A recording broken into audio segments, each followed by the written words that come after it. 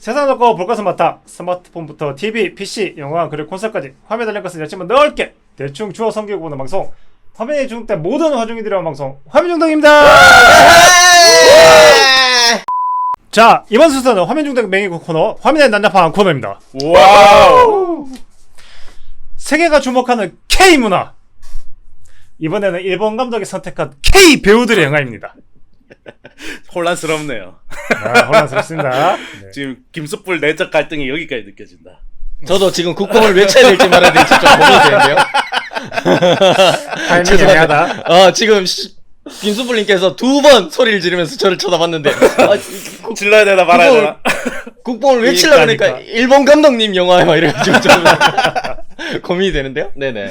네, 여튼 하나도 닮은 부분이 없지만 서로를 위하는 마음만 보면 누가 봐도 가족 같은 사람들의 이야기 브로커입니다. 와우. 아주 감동적이네요. 네네. 가족 같은 얘기. 왜요? 가족이잖아요. 가족 같은 그렇죠. 얘기입니다. 네. 네. 욕 하나도 안 냈고요. 네, 블라인드 칠 안 됩니다. 네, 영화 소개 신PD님 부탁드리겠습니다. 네, 영화 소개 한번 해보겠습니다. 2022년 6월 8일에 개봉한 한국 영화입니다. 한국 영화입니다. 극방. 하지만 일본의 유명한 감독 이제 고레다 히로카즈가 이제 처음으로 한국에서 촬영하고 연출한 영화입니다. 뭐 고레다 히로카즈 감독님은 뭐 다들 아실 거예요. 이제 무려 이제 칸에서 이제 황금종려상을 받은 경력이 있는 아주 세계적인 거장이시죠. 그렇습니다. 네. 네. 그리고 이 영화는 이제 75회 칸 영화제 경쟁 부분 초청되어 이제 배우 송강호 씨가 이제 나무조연상을 수상하는 기염을 토했습니다. 국뽕 외쳐! 극방. 네, 이제 일단 인물 소개 한번 해보겠습니다. 이제 상현 역에 이제 송강호 배우가 이제 열연을 해주셨고요. 그리고 이제 동수 역에 이제 강동원, 저만큼 잘생긴 배우죠. 네. 죄송합니다. 일단 제가 먼저 죄송합니다. 지금 막말이 나오네. 죄송합니다. 네. 그리고 이제 수진 이제 형사 역에 이제 배두나 씨가 이제 열경해 주셨고요. 그리고 이제 소영 역에 이제 우리 아이유가 아닌 이제 이지은으로서 이제 이지은 배우가 이제 역할을 해주셨습니다. 아이유, 이지은. 그리고 이제 이영사 역에 이제 이주영 배우님이 이제 역할을 해주셨습니다.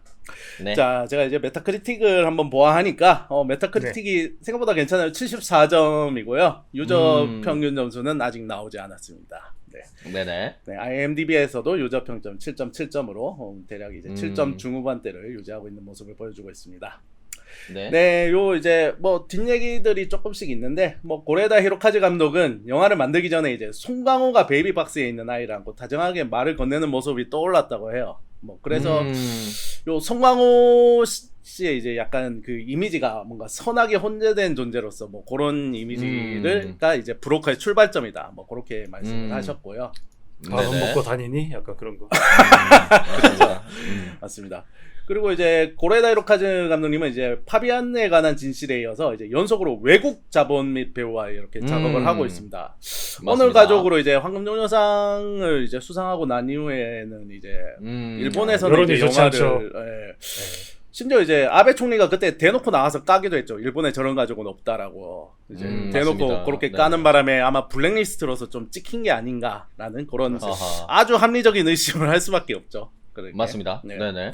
뭐 아무튼 이제 뭐 그렇게 황금종려상을 받고 이제 뭐 거장 반열에 올라서고 뭐 이렇게 일본에서는 영화를 찍지 못하고 이제 항상 해외에서 이렇게 작품을 지금 해 나가고 계시는 것 같습니다. 네.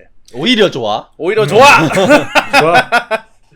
그리고 이제 요 감독님은 이제 나의 아저씨를 매우 감명 깊게 봤다고 합니다. 그래서 이지은의 팬이 됐다고 하고 드라마 후반부에는 요 지안이라고 하죠. 이제 역할명이 지안이 나올 때마다 나오면 그냥 눈물이 날 정도로 엄청나게 이제 팬이 됐다고 합니다. 그렇죠. 나의 아저씨 제가 뽑는 이제 우리나라 이제 10년 내 최고의 드라마 아니겠습니까? 그렇습니다. 네, 굉장한 드라마죠. 굉장한 드라마죠. 펑펑 옵니다 볼 때마다 진짜. 저 김수풀 도저히 이해할 수 없다는 저 표정. 한국 드라마 혐오. 아니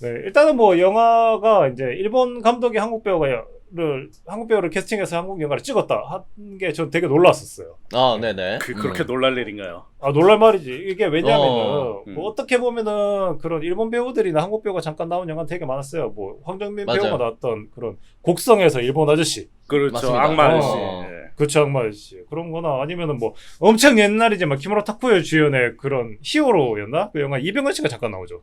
아, 그렇습니다. 어, 네네. 네. 뭐 그런 거는 좀 있었지만 이렇게 특이하게 스포트라이트 받았던 영화는 없는 것 같아요. 일본 감독이 그런 한국 것도 있죠. 배우를 가지고. 네. 2009 로스트 메모리즈. 아 그런 거. 아, 굉장히 재밌는 작품인데요. 그렇죠. 어. 제목이 다 했죠. 로스트 했죠. 다 잃어버렸다. 기억을 하지만 잃었다. 영화는 굉장히 재밌습니다. 그 과거로 돌아가서 이제 한국과 일본의 역사를 바꾸는. 그죠? 그렇죠. 네. 그렇습니다. 장동건 씨 나왔었나? 그죠? 맞아요. 맞아요, 장동건 씨 맞아요. 나왔어요. 네네. 어쨌든. 네네. 네. 그래서 마치 한국 에로 비디오 영화에 그 육체파 대배우인 시미키니 주연을 맡았는 것 같은 그런 기분이 좀 들었다. 약간 그렇군요. 음. 많은 감독의 패러소나죠. 네. 의상비가 안 됩니다. 네. 제목은 도모나치노 하하. 친구 엄마. 근데 배우가 일본 배우야. 시미켄이야. 일본 배우. 네네. 그러니까 그런 것 같아요. 그래서 뭐 아까 전에 우리 신PD가 영화 소개하면서 얘기했지만은 뭐 자세한 내용은 알 수 없지만은 과거 송강호 배우도 변호인 영화 하면서 네. 꽤 영화를 지속해서 찍을 수 없었던 그런 시절이 있었죠. 그렇죠. 네. 네. 뭐 어떤 캐스팅 높으신 분이 송강호 씨를 그렇게 싫어했다고 합니다. 아, 그렇죠, 그렇죠. 음. 네. 그래서 이 코레다 히로카즈 감독도 그 아까 이제 CPT 얘기했던 것처럼 어느 가족이란 거 했다가 일본에서 꽤 묵묵치 않은 한때를 보내신 것 같아요. 제가 봤을 때. 그렇습니다. 그래서 뭐 저도 영화 좋아하죠. 영화 보는 거 좋아하고 그런 사람으로서 이 영화를 봤을 때 저는 기본적으로 별점 하나는 더 주고 가야 된다는 생각이 드는 게 국뽕? 국뽕은 아니지만은 일본 영화가- 국뽕. 아, 일본 1억 안 나와서 별로더라. 그래서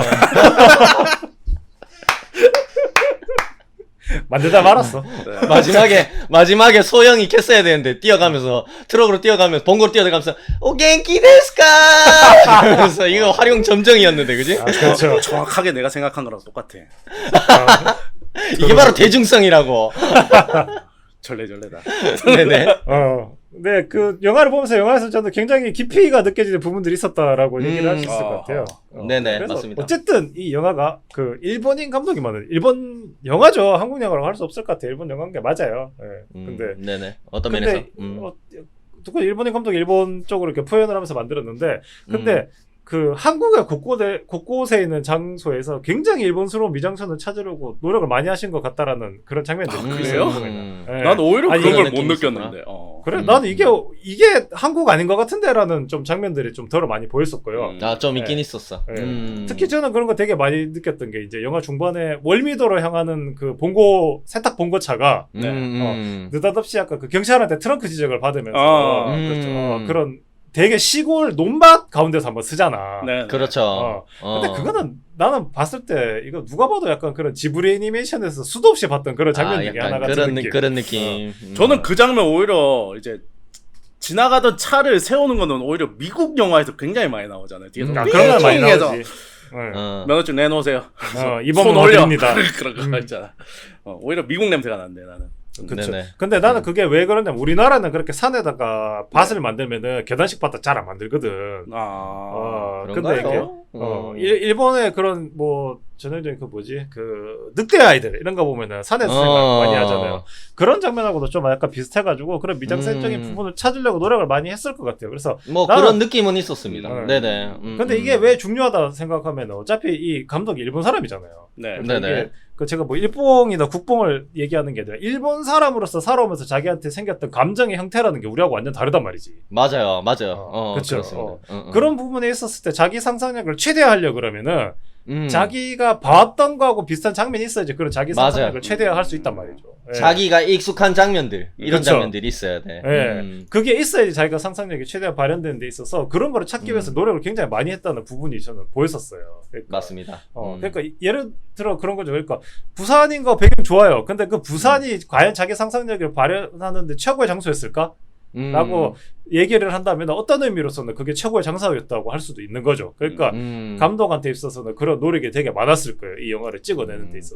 그 뭐 좀 여기 바다가 많이 나오는 것도 어떻게 보면은 좀 일본이 어쨌든 사면이 바다니까 거기는. 그렇죠. 그렇죠. 네. 걸- 자기한테 익숙한 정서지. 그게 그죠? 그렇죠. 예. 대표적으로 예를 들자면 그런 장면이 나오잖아. 첫 번째 그 입양을 하려다가 실패하고 나서 보육원으로 가잖아, 동수가. 네. 근데 거기에서 동수가 익숙한 자기 친구들을 만나죠. 동생들, 뭐 후배들. 같은 그렇죠. 보육원 출신인 것 같아요. 맞아요, 그래가지고 그 중에 한 명하고 이제 보육원 출신 동생하고 둘이서 밤에 맥주 술 마시면서 먹으면서. 부둣가에서 막 이야기를 나누는 장면이라든가 뭐 그런 장면은 전형적으로 어떻게 보면 일본 청춘 드라마 같은 데서 우리가 그렇죠. 한번 좀 밥 쓸 법한, 아니면 일본 뭐 약간 청춘 영화들. 만화, 네. 소년 만화들 이런 데서 좀 봤을 그렇죠. 것 같은 부둣가에서 약간 이야기를 나누는 그런 장면 같아 보이기도 했고요. 네네. 네. 그래서 그렇게 비슷하게 약간 그런 거죠. 약간 뭐 약간 미국 감독이 자기가 서부 영화 찍고 싶다고 우리나라 왔는데 자기 막 광활한 서부에 말 뛰어다니는 그런 영화 만들고 싶은데 예를 들어서 우리가 손바닥만한 그런 황야를 내비두면서 여기서 찍읍시다 그러면 그런 상상력이 다 발현할 수 없다는 거죠. 네.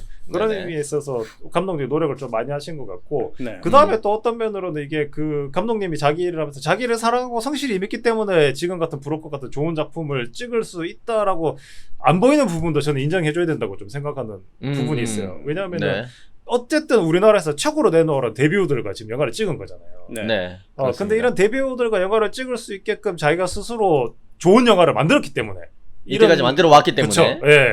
이런 자리가 만들어지는 거죠. 솔직히 뭐 예를 들어서 필모가 그저 그런 영화야. 말도 안 되는 영화들인데 자기가 아이유 광팬이라서 성광호 배우를 좋아해서라고 이런 영화를 찍을 수 있을까? 그건 안 된단 말이죠. 성덕이다. 성공한 덕후다. 가끔 보면 있던데 그런 감독들 우리나라에. 그럴 수도 있지. 정말 신인 감독인데 터무니없이 대배우들 데리고 갑자기 그쵸, 그쵸. 작품하는 사람들이 있던데. 근데 약간 그런 이런 느낌인 거지. 우리나라 안에서 신인 감독인데 갑자기 대배우들하고 이제 한두 작품 같이 어떻게 하다가 할 수는 있겠지만 자기가 이제 눈에 띄어가지고 조금 떠오르는 라이징 스타로. 근데 다른 나라에 있는 감독인데 이제 어떻게 보면 우리나라에서 처음 한 작품에서 이렇게 대배우들하고 바로 이렇게 같이 그쵸. 작업을 할 수 있으려면 예. 그동안 자기 그 일본 안에서 혹은 일본을 떠나가지고 이 세계적인 세계적으로. 어떤 영화 시장 안에서 자기가 이때까지 보여줬던 커리어들이 있었기 때문에 그거를 우리나라 배우들도 인정을 한다는 거죠. 그쵸. 그죠? 그렇죠. 맞습니다. 예. 그래서 그 특별 부분 출연도 많죠 이 영화에. 그래서. 그렇죠. 그러니까 그런 부분 이게 영화에는 보이지 않지만 그것도 분명히 인정해줘서 이 영화의 별점에도 녹여야 된다고 저는 생각합니다. 맞습니다. 맞습니다. 그러니까 약간 그런 거죠. 제가 좋아하는 코지마 히데오 게임 감독. 네네. 박찬욱이랑 박찬욱 감독이랑 굉장히 친하잖아요. 맞습니다. 맞습니다. 서로가 서로의 커리어를 인정하기 때문에 친할 수가 있는 거지. 맞습니다. 맞습니다. 예를 들어 반대로 코지마 히데오 감독이 그저 그런 게임들 진짜 무슨 저기 음. 모바일 게임을 편한 거 아시지만은 그런 좀 캐주얼 게임만 만들었다면 정말 폄하하네, 폄하해. 누가 봐도 폄하네요. 그러니까 사과하세요. 캐주얼, 그런 광고가 위주가 되는 캐주얼 모바일 게임들만 네. 만들었다면 정말 네네네. 박찬욱 감독이 코지마 히데오랑 이연을 쌓을 수 있을까? 뭐 그런 느낌인 거죠. 네, 그런 부분에 있을 때 지금 이 브로커 만들었던 감독님한테는 보이지 않는 부분의 공까지 저는 그 치하해야 된다고 생각하는 부분이 있어요. 네네. 네, 그래서- 그런 것들이 그리고 작품의 깊이에 분명히 영향을 줬다라고 생각해요. 저는 눈에 보이지 그렇죠. 않는다고 우리 김수풀님은 말씀하시지만 네. 사실은 그게 눈에 안 보인다고 해서 안 보이는 게 아니고 분명히 이 영화를 보면서 말씀하신 대로 쌓아온 커리어에 어떻게 보면 그거에 리스펙트하는 어떤 제작진이라든가 배우들 그런 부분들이 여기 더해져서 이 작품의 깊이감을 어느 정도 더 하는데 분명히 도움을 줬을 것이다. 네. 그런 생각도 듭니다. 네네. 그렇죠. 그러니까 이게 뭐 예를 들어 그런 거죠. 뭐 거장 감독이 러브콜을 보냈을 때 사실 음. 배우가 감독보다 파워가 더 셀 수도 있어요. 그렇죠. 맞아요. 그런 의미에서 난 안 해. 감독이 뭐 별로 그런데 그러면서 음. 단박하게 거절할 수도 있지만 그런 게 아니라 되게 진짜 우리나라에서도 내노란 배우들이 다 참여를 했던 영화라. 맞습니다. 네. 네네. 그런 부분이나 이제 그 우리랑 정서가 다른 감독이 한국에 와서 어떻게 보면 이게 한국 사람들 좋아하고 만든 영화는 아니죠. 세계적인 영화를 만들겠다라고 그렇습니다. 한국에 왔었기 네. 때문에 그렇죠. 그런 노력이나 정성이 되게 많이 들어간 영화라고 저는 생각이 들었었어요. 예. 네네. 그래서 옛날에 제가 시각 디자인 전공하겠지만 시각 디자인 전공하기 전에 목공회를 한 적이 있었는데 약간 그런 맞습니다. 그런 그 과제들이 한 번씩 나와요. 애들이 했는 건데 1등은 따로 있어.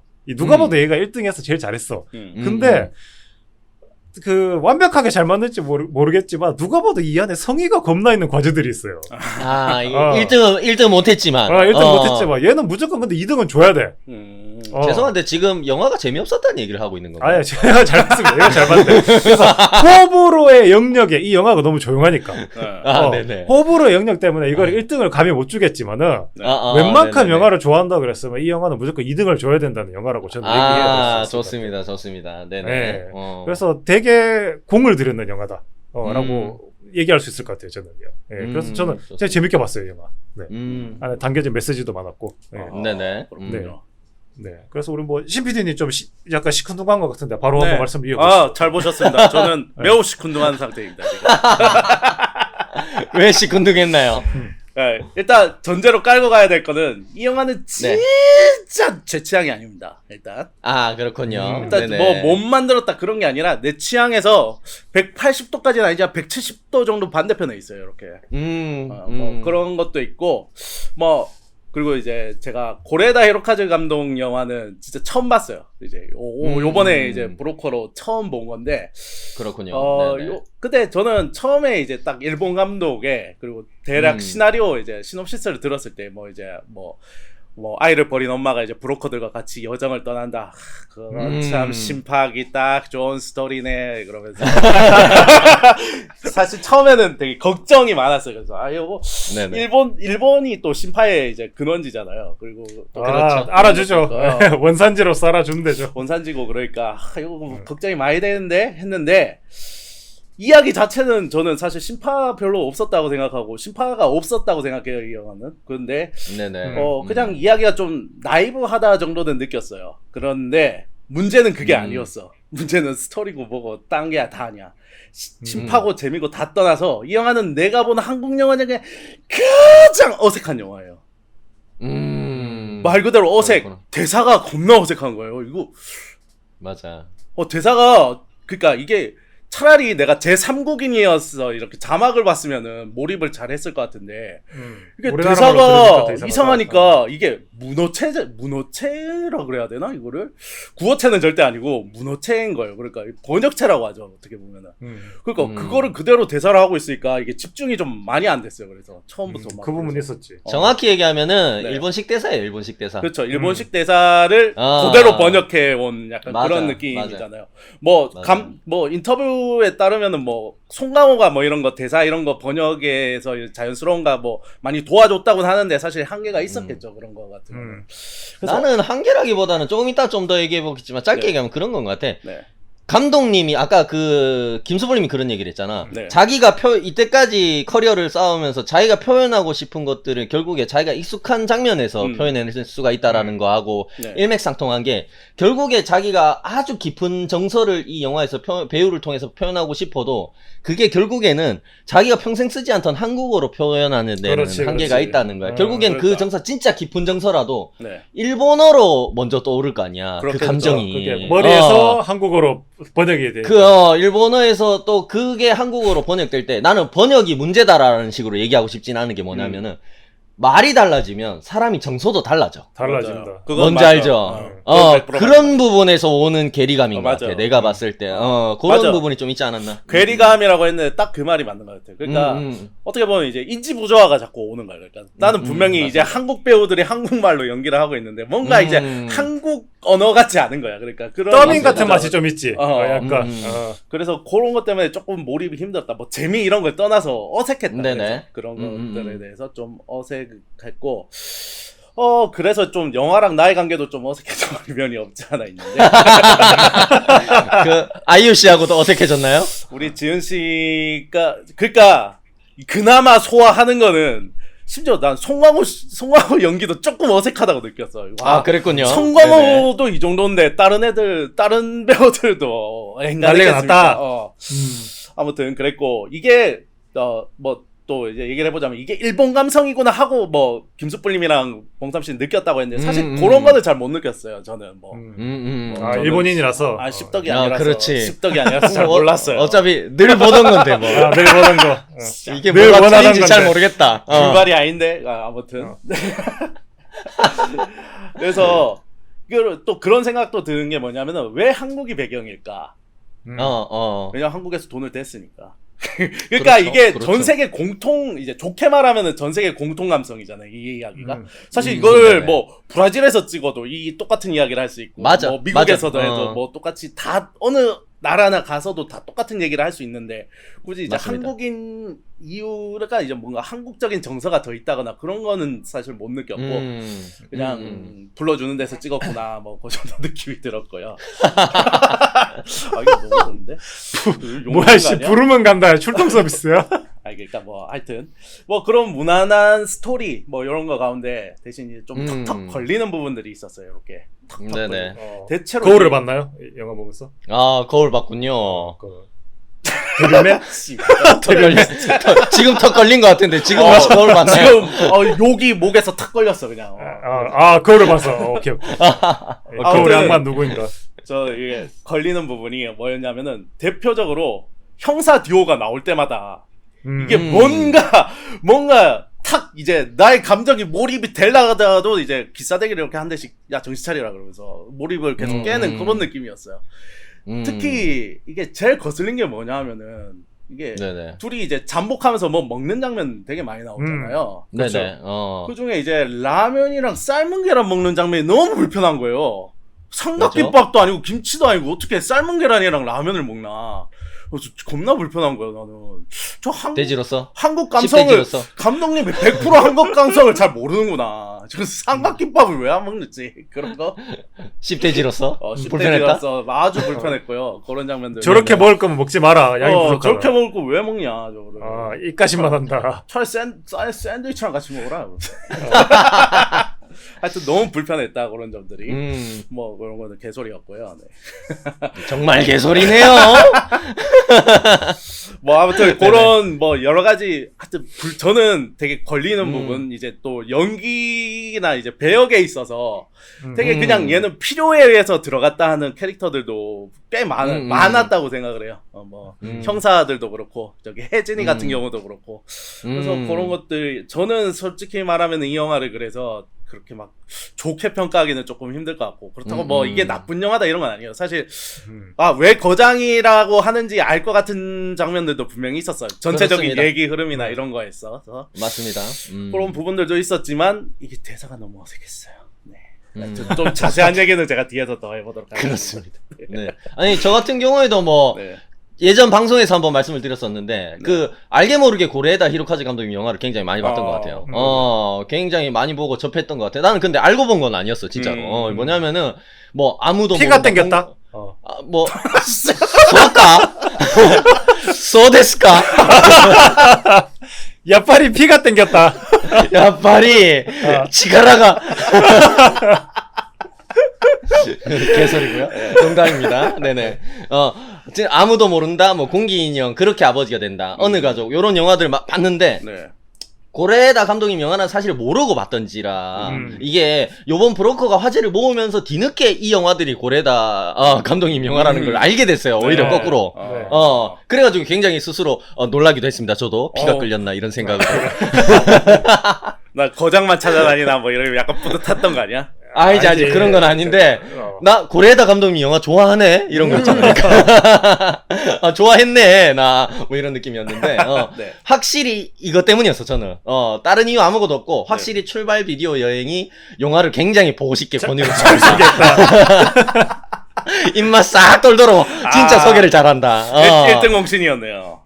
사실 어려서부터. 진짜 일요일 때 그런 출발 비디오 여행 같은 거 보면 영화 소개해 주잖아요. 네. 맞아요. 너무 재밌어. 와 세상에 이런 영화도 있었어. 그래서 진짜 보고 싶어. 근데 개 재미없어. 귀신같이 재미없어. 아니야. 근데 나는 진짜 이 영화들 전부 다 출발 비디오 여행 이런 데서 봤던 것 같은데 볼 때도 꽤 재밌었던 것 같아요. 솔직하게 좋았다.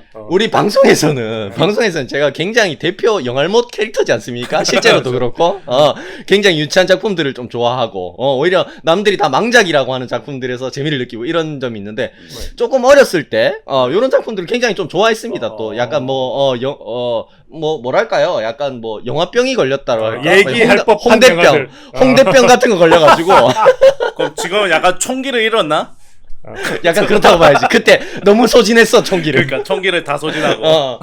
근데 진짜 재밌게 봤던 작품들이었거든요. 그래가지고 브로커의 예고편이나 정보가 공개된 시점부터 그 고레에다 히로카즈 감독님 작품이다라는 생각이 딱 들 정도로 이 감독님 색깔이 잘 느껴졌던 것 같아요. 예고편 공개됐을 때부터 이미 네. 그런 느낌이 있었습니다. 그런 설정들이었고 뭐 그런 느낌이었죠. 현대사회의 현실적이고 어두운 면을 그죠? 네, 굉장히 적나라하게 그리면서도 우리 모두의 어떤 공간과 조금은 아픈 지점을 꼬집는 그죠?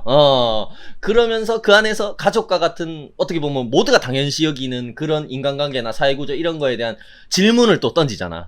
그런 게 어떻게 보면 전형적인 감독님 스타일이거든 이게. 영화가 그런 생각이 좀 들었어요. 그렇기도 했고 그래가지고 기대감이 있었는데 또 캐스팅도 뭐 초호화라서 우리 신PD님 말씀하신 것처럼 개인적으로 기대가 많이 됐습니다. 그 뭐 강동원과 송강호 씨 주연한 의형제도 저 굉장히 재밌게 봤었고요. 의형제도 예전에. 재밌죠.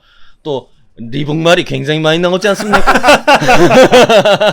리붕말이 고향만이라고 하십시오. 붉은 깃발 권력을 알씨 그냥. 그래서 리붕말이 굉장히 잘 많이 나오는데 그래가지고 굉장히 좋아하는 작품이고 아이유 씨 주연한 이진 씨 주연한 나의 아저씨도 저도 인생 드라마로 꼽기 때문에 아무것도 아니라고 하면 아무것도 아닌 거야. 우리 김선불이 뭐, 편안함에 이르러야 되는데. 아니 알베르토야 뭐 그런 식으로. 나와요 실제로 이성균 씨가 아무것도 아니면 아무것도 아닌 거며.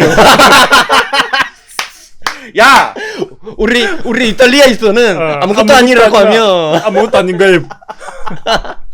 아무것도 아닌 거예요. 이건 신봉사 아무것도 아닌 거. 연기력 문제인 것으로. 아무것도 아닌 거 한국이지 아무것도 아닌데. 나의 아저씨도 안 본 게죠. 그렇습니다. 굉장히 좋아했던 드라마라 가지고. 네. 감독님이 배우들을 캐스팅하는 과정에서 어떻게 보면 앞선 작품들 언급을 좀 하셨었거든요. 그전 인터뷰 그렇죠. 같은 데서. 그래가지고 어떻게 보면은 비슷한 정서를 좀 담은 작품이 되지 않을까 이 영화도 혹은 뭐 고레에다 감독님하고 만난다면 어떤 화학작용을 좀 일으킬 수 있을까 이런 조금 기대가 더 되었던 부분이 있었던 것 같아요 확실히 그래가지고 뭐 영화를 다 봤는데 영화의 디테일한 설정이 소개되는 전반부 요런 부분에서 템포감 요런 거 굉장히 빠르다는 느낌을 좀 받았어요 나쁘지 않았는데 뭐 소영이 아이를 베이비박스 앞에 유기하고 경찰들이 이제 잠복하면서 이 광경을 지켜보다가 그중에 수진이 아이를 박스에 직접 넣어주는 장면 그렇죠. 그리고 뭐 상현과 동수가 아이를 빼돌리는데 바로 다음 장면에서 이제 아이를 바로 찾으러 와버리잖아 소영이 그죠? 그렇죠.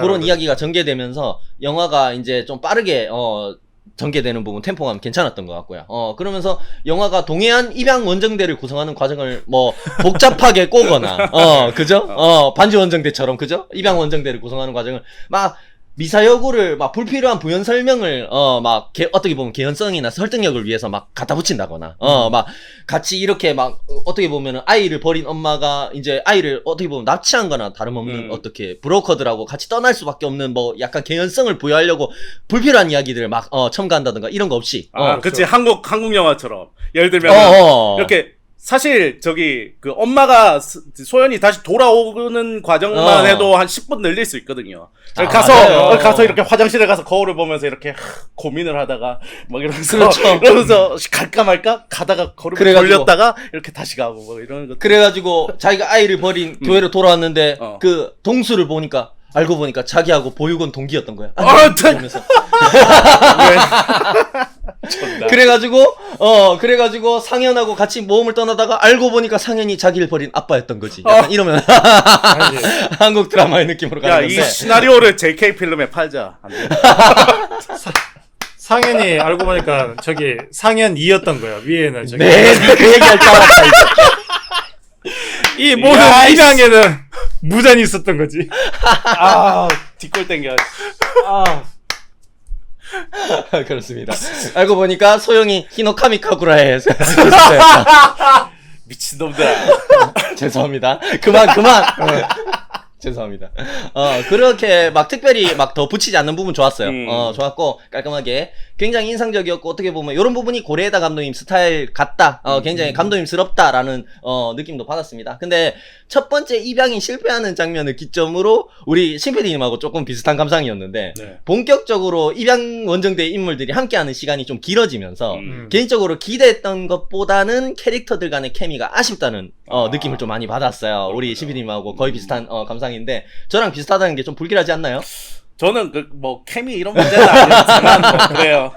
그렇습니다. 그렇습니다. 좀 아쉽게 느껴지는 부분이 있었습니다. 그런 부분은 뭐 어떻게 보면 앞에 내용 뭐 그러니까 왜 이렇게까지 이 인물들이 이제 모이게 됐는지 뭐 전사 없이 급작스럽게 만들어진 입양 원정대 안에서 어떻게 보면 조금씩 이제 각자의 캐릭터의 서사를 내놓기 시작하잖아. 공유하기 시작하잖아. 그렇죠. 자기 이야기를. 네. 네. 그런 장면들에서 더욱 좀 도드라졌던 것 같아요. 제가 봤을 때. 부자연스러움이. 그게 아까 우리 신 PD님 말씀하신 부분하고 거의 똑같은 것 같아. 내가 이제 덧붙였었잖아요. 네네. 이게 요 부분에서 감독님이 이제 일본 감독님이라는 걸 전제하고 작품을 바라봐서 그런지는 모르겠습니다. 제가 편견이 있었는지. 네. 그런데 일본식 표현이라고 생각되는 대사들이 굉장히 다소 눈에 띄었어요. 눈에 띄었고, 그럴 수 있죠. 그런 부분들이 거슬리지 않았나라는 생각이 들었는데, 뭐, 일본식이라서 거슬렸다 이런 게 아니고요. 아까 말씀드린 것처럼, 네. 이거를 일본어기 때문에 표현할 수 있는 정서랑 한국어기 때문에 한국어로서? 표현할 수 있는 정서가 다르죠. 또 다르거든요. 이 맞아요. 느낌이. 네. 근데, 감독님이 표현하고 싶은 정서는 일본어야만 표현해낼 가능한 수 있는 깊이감이 있는 건데 이거를 그대로 한국어로 옮기다 보니까 그 감각이 그대로 전해지지는 않는 느낌이 조금 있었다. 요런 느낌이 좀 있었습니다. 예를 들면 첫 번째 입양 실패한 장면에서 그 장면이 조금 이상하다라는 그 반응들이 좀 많더라고. 저는 진짜 이상했어요. 진짜 이상했죠. 근데 그 장면을 이렇게 보면 이해가 돼요. 뭐냐면은 네. 일본 영화들에서 보면은 약간 일본식 뻥지는 개그 장면이라고 아. 생각하면 그 장면이 굉장히 자연스러워. 아, 뭔지 그래요? 알죠? 아. 일본 사람들이 와가지고 그 괴짜 같은 사람들이 많잖아, 일본 사람들이. 그렇죠. 그래가지고 굉장히 진지한 장면인데 애기를 입양하려고 하는 장면이고 어떻게 보면 범죄가 일어나는 현장에서 그렇죠. 돈을 흥정한다는 게 굉장히 말이 안 되잖아요. 예, 못생겼다고 400만 원으로 꽉 12, 맞아. 12개월 할부가 할 말이라고 씨. 근데 그게 럭키 유해진 씨 나왔던 럭키라는 영화를 보면 그게 원작 소설이 일본 소설이거든요. 네, 그렇죠. 이런 식의 개그들이 굉장히 많이 나와요. 그거는 개그 영화긴 하지만 뭐냐 하면은 굉장히 진지한 장면에서 이런 개그를 치는 거야. 일본 영화들이. 그러니까 그렇게 이해를 하면 이 장면이 그렇게 이상하진 않아. 또 이 장면. 근데 나도 그 장면에 대해서 할 말이 있는 게 뭐냐면 나는 그 장면을 감독 의도가 아니었다고 생각을 했거든요. 왜냐면 오히려. 이게 지금 이게 CJ랑 만든 거잖아요. 그래서 이 감독이 시나리오를 딱 써서 이제 이렇게 만들겠다 했는데 CJ 감독님 이렇게 개그가 없으면 한국에서 안 된다 아닙니까? 그래서 한 장면 정도 넣어주셔야 그러니까 그래서 내가 억지로 들어갔다고 생각했는데 생각해보니까 그게 일본식 개그로서 맞아. 나는 약간 억지로 넣은 장면 같은 느낌이 들었어요. 어떻게 뭐 그럴 수는 있지. 전체적으로는 자연스럽지 않을 수는 있는데 네. 뭐 그런 지점이 아니었나라는 생각이 좀 들었고요. 또 생각해보면 직후에 이제 그게 실패하고 나서 보육원을 찾잖아요. 일행들이 그쵸. 찾는데 그중에 동수가 보육원장 부인하고 이제 막 옷 갈아입으면서 얘기를 하는 장면들이 네. 나와요. 나오는데 옛날 얘기를 나누는 장면들이 대사들이 전반적으로 다 일본식 대사들이죠. 그렇지, 약간 그게. 함축적인 거지. 약간 그런 거지. 우리 같으면은 그 등에 상처가 아직도 안 났는데, 그러니까 그 영화에서 약간 그런 식이지. 상처 아직 안 났네. 옛날 그런 느낌. 막 약간 그런 느낌인 거야. 네. 약간 이런 느낌이, 그 상처노, 약간 이런 느낌인 거야. 아직도 감독원이, 깨물졌네.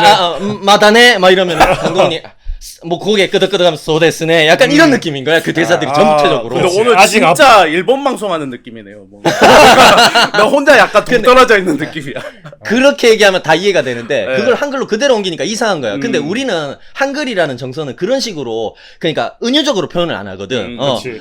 너 진짜 그때 떨어져가지고 죽을 뻔했을 때 진짜 내 진짜 피철철 흘리고 네. 진짜 깜짝 놀랐었는데 이런 식으로 노골적으로 나와야 돼. 맞아. 이게 우리가 그 추억을 공유하고 있다라는 걸 노골적으로 표현한단 말이야. 한국 사람들은. 근데 그런 부분에서 한 발 물러서서 약간 이런 식으로 그 상처 약간 이런 느낌 있잖아요. 그렇지. 너무 아니야. 그런 느낌이었어. 어지간해서 아물지 않네. 약간. 막 약간, 소데스네, 끄덕끄덕, 약간 이런 느낌이더라고. 그런 느낌을 확 받았어요. 그 대사에서, 맞아, 전체적으로. 맞아. 그러네요. 그런 생각이 좀 들었고, 뭐, 아까 얘기했던 동서하고 그 보육원 후배하고 동생하고 같이 네. 부둣가에서 약간 대화를 나누는 장면이라든가, 막, 그런 얘기 있잖아. 형은, 다시 이곳으로 안 돌아오길 바랬어. 그러면서 형은 우리의 희망이었으니까. 약간 이런 것도 어떻게 보면. 너무 애니메이션 됐다. 청춘 드라마에서 나오는. 그렇죠. 그런 부분들이 있었습니다. 뭐, 그 뒤에 뭐, 동수하고, 이제 소영하고 조금 뭐 싸웠다가 화해를 하고 나서, 비개인 아침 창가에 서가지고 대사를 나누는 장면들이라든가, 뭐 이런 것들도, 굉장히 조금, 그런 느낌이 있었다. 그랬는데, 그런 부분에서 조금 아쉬움을 느낀 분들이 있지 않았을까. 그런 생각이 들었는데, 그런 식으로 바꿔서 생각하면, 이게 감독님의 정서구나라고 이해할 수 있는 부분도 좀 있었다라고 그렇죠. 생각이 최선을 들어요. 다했다는 느낌 저는 느꼈어요. 맞습니다. 그런 부분에서. 하지만 결국에 후반부로 이제 가면서 작품이 가장 중요한 사건들을 이제 진행시키기 시작하죠. 네. 이제 그러면서 확실히 배우들의 뛰어난 각자 연기나 어떤 서로 간의 케미들도 좋아졌고요. 뒤로 가면서 후반부에 영화가 전달하고자 하는 메시지도 굉장히 몰입도 있고 명확해지면서 이게 확실히 영화가 좋아졌다라는 생각이 들었어요. 후반부로 가면서. 그랬고 뭐 초반에 개인적인 기대감보다는 뭐 아쉬운 부분 때문에 조금 어떻게 보면 냉정한 시선으로 팔짱을 끼고 이렇게 영화를 보기 시작했다면은 이게 아까 얘기했던 그 상처노 약간 이런 느낌이잖아. 소데스네 약간 이런 부분에서 팔짱을 끼고 전체 작품을 조금 관람하고 있었는데 이 후반부에서 어느새 팔짱을 풀고 눈물을 훔치고 있는 제 자신을 그렇군요. 발견할 수 있었다.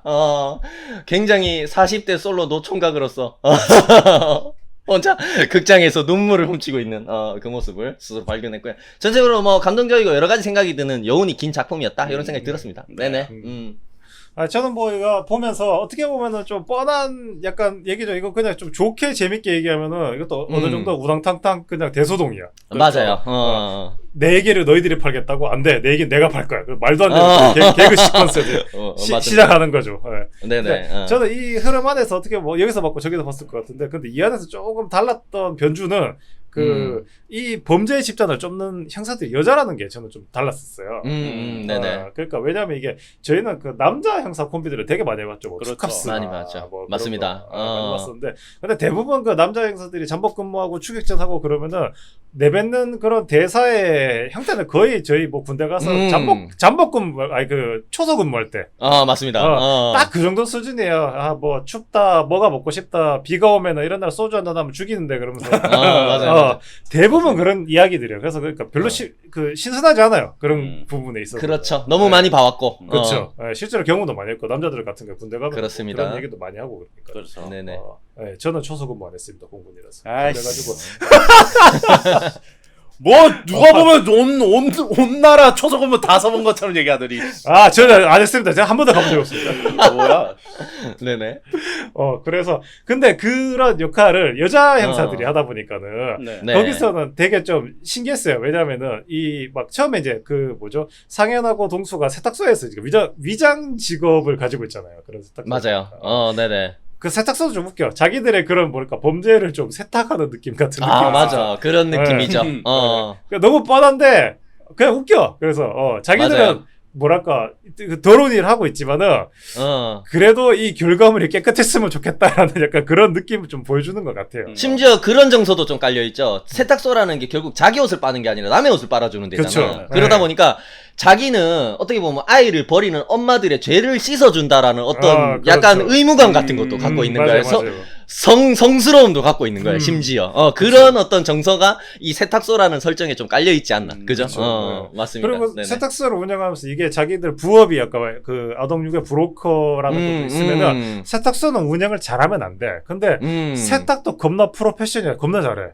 그리고 막 주변 사람들하고도 굉장히 친분이 두터운 것 같더라고요. 지나가는데 다 인사하고. 네. 그죠?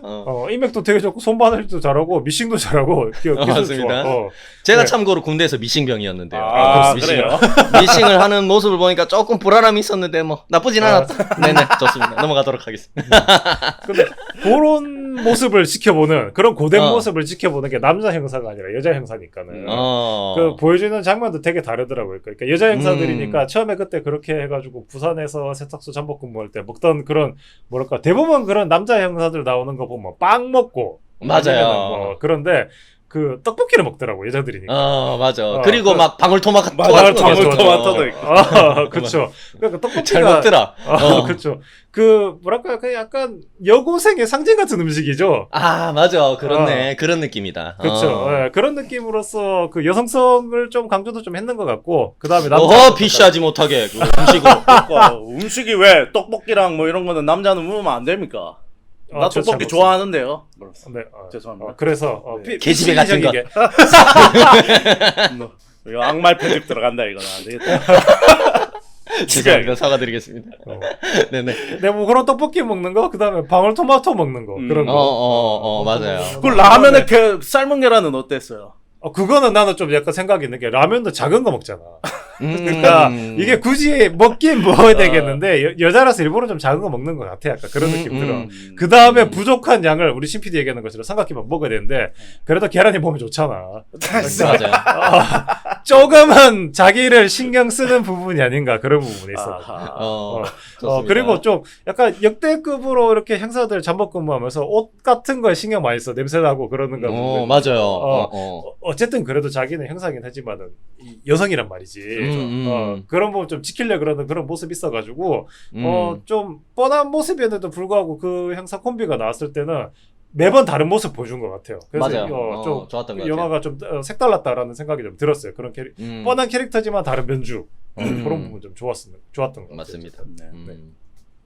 그러면서 이제 뭐 그 막 이렇게 그 차들도 많이 따라가죠. 차들도 따라가고 잠복근무도 하고 그러는데뭐 그런 것도 남자 행사들이 취하는 방법하고 좀 많이 달랐는 것 같고. 네. 맞습니다. 그런 게 좀 스토리를 위해서 좀 많이 좀 그 교환하는 부분이 있는 거 아닌가라는 생각이 좀 들더라고요.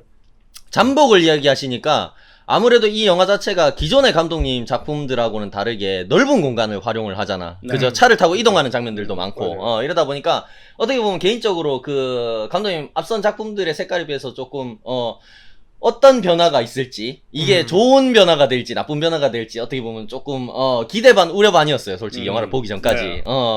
근데, 영화의 영상미라는 부분에서는 너무 훌륭했습니다. 일단은 뭐 우리가 너무 익숙한 우리나라의 어떤 풍경이라서 그거에 대해서 더 확 와닿지는 않을 수도 있는 부분이 있다고 생각해요. 저는 개인적으로. 그럼에도 불구하고 너무 아름다운 자연 환경 막 이런 것들 배경 로케이션 이런 것들이 잘 그려졌던 것 같고요. 너무 훌륭했는데 반면에 감독님 특유의 그 한정된 공간에서 이끌어내는 그 도심 속 판타지 같은 느낌은 많이 살아나지 못한 것 같아가지고 좀 아쉽긴 했어요. 원래 솔직하게 그런 얘기하면. 느낌이 있나 보죠. 그런 느낌이 있어요. 그러니까, 우리가 살고 있는 도심이야. 우리 바로 옆집인 것 같은 집에, 막, 이제, 가족이 아닌 사람들이 모여 살면서, 거기 안에서 진짜 어떻게 보면 굉장히 막, 이 사회의 최빈곤층인 사람들이 모여가지고 살면서, 거기에서 일어나는 상황들은 약간 어떻게 보면 현실적이지 않은 몽환적인 판타지 같은 느낌을 좀 주는 그런 색깔이 좀 있으시거든, 감독님이. 그런데, 영화들을 예를 들면은, 어느 가족이라든가, 아니면은, 아무도 모른다, 이런 작품들에 보면 대부분 그런, 좁은 집 안에서 이제 이루어지는 상황들이 많아요. 그런 색깔들이 좀 있는데, 이게 공간이 넓게 이렇게 펼쳐지다 보니까, 과연 어떨까, 근데, 장점도 있었지만, 영상미란 장점이 있었지만, 아무래도 그런 판타지적인 부분은 좀 아쉬웠다라는 생각이 좀 들었어요. 이게, 개인적으로, 공간의 어떤 넓이나 아니면 로케이션의 숫자가 문제라기보다는 그 한국의 어떤 부산, 포항, 영덕, 울진, 강릉 요런 등등 감독님이 처음 만나는 장소에 대한 이해도의 깊이 차라는 생각도 좀 들었어. 이게 그렇겠죠. 아까 얘기했던 일본어하고 비슷한 맥락이거든요. 이게 어떻게 보면은 그러니까 아무래도 자기가 살아왔던 일본의 도시나 지역들은 이게 오랫동안 자기가 누적된 어떻게 보면은 로컬인들만의 공감할 수 있는 어떤 공간이 가진 정서라는 거를 굉장히 잘 표현할 수가 있잖아, 감독님이. 그 기생충 같은 게 그런 거죠.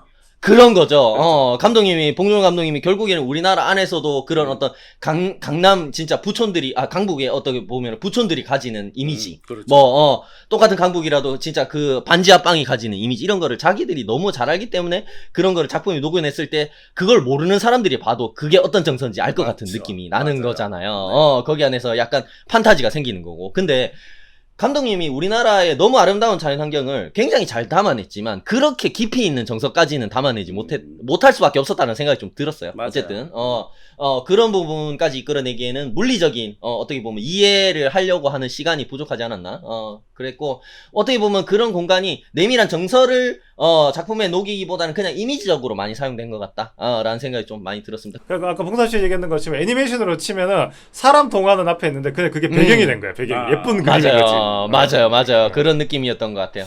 우리 그래도 감독님이 좀 국밥 여러 그릇 타셨어야 되는데 이게 좀 그래야 이제 좀 한국도 좀 이해를 하고 그랬을 텐데. 1, 2년으로는 좀 힘들지 않았을까?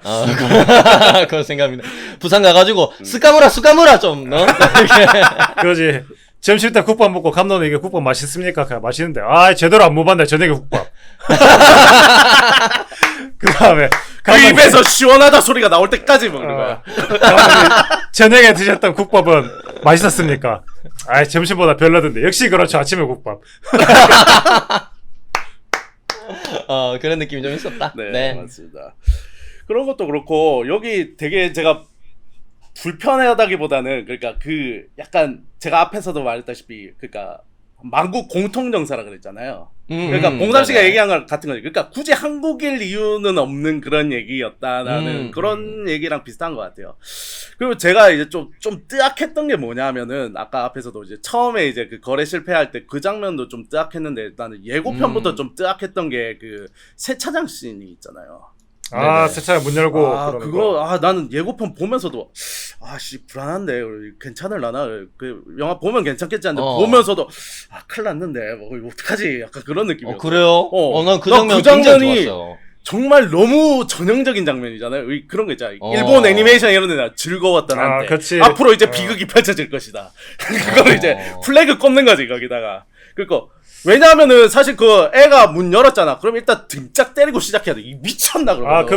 그거는 확실해. 그거는 감독님이 우리나라 문화를 잘 이해 못하는 게 우리나라도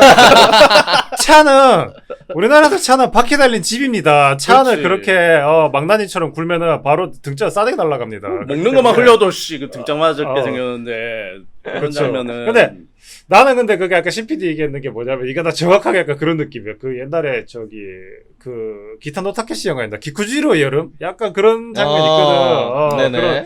그래서 약간 이게 이 가족이 정상 가족이 아니기 때문에 즐길 수 있는 어떤 형태의 워터파크가 아니었을까 약간 그런 느낌.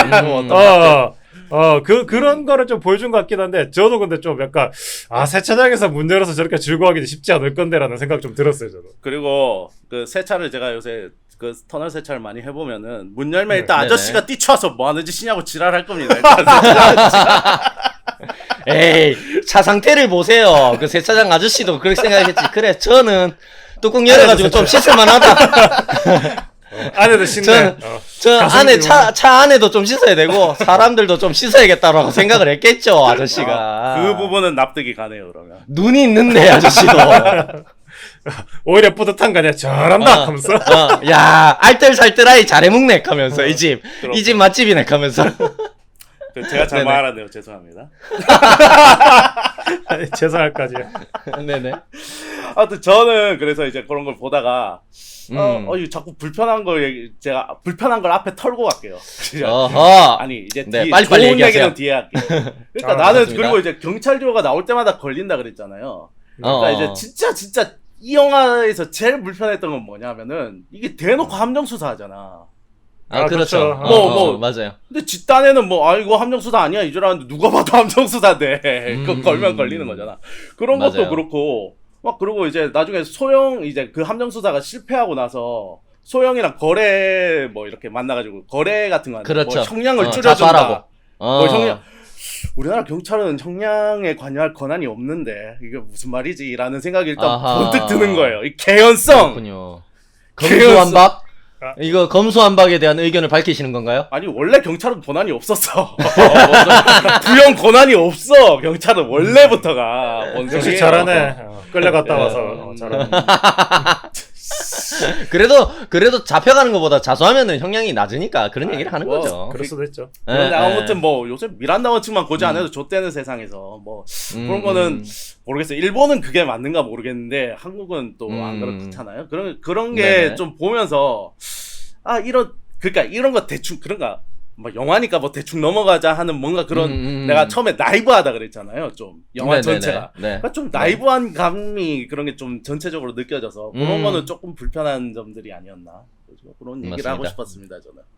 네네.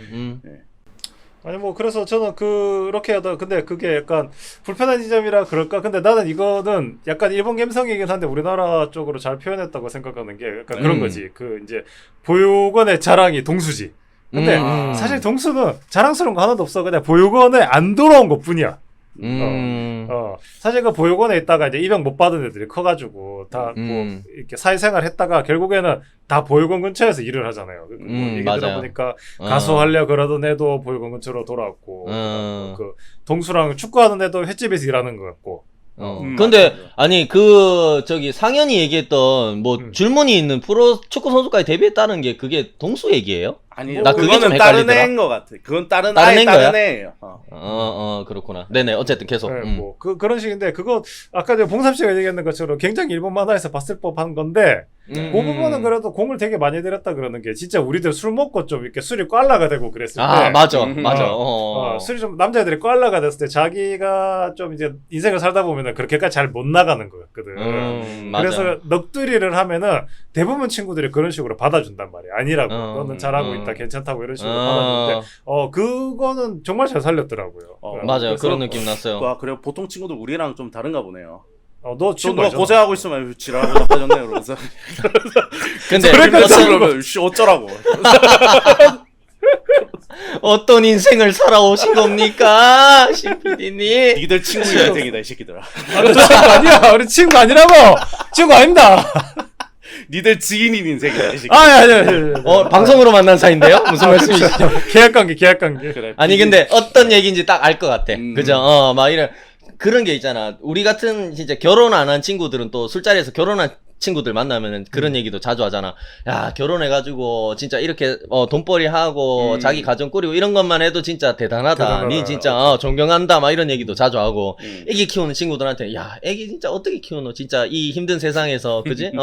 그것만으로도 대단하다. 우리 대한민국에서 니 진짜 내가 존경받아 마땅하다. 막 이런 그렇죠. 얘기도 좀 하고 그죠? 그런 정서가 좀 느껴졌어 거기서. 그렇죠. 예. 맞습니다. 근데 거기서 더 좀 씁쓸하면서 좀 알 것 같은 거는 동수도 거기 있어가지고 예를 들어서 뭐 그런 거지. 아니야 난 별거 아니야 이런 얘기 하면 안 돼. 왜냐하면 그런 얘기 해버리면은 이 동수만 바라보고 이 보육원의 희망이라고 생각했던 맞아. 애들은 그 희망을 다 갈아엎는 거기 때문에 그렇죠. 어느 정도는 받아줘야 돼. 내가 뭐 그렇게 대단하다고 그러라고 맞습니다. 얘기를 하지만 근데 반대로는 나는 별거 아니야 이런 얘기도 못해 동수 입장에서.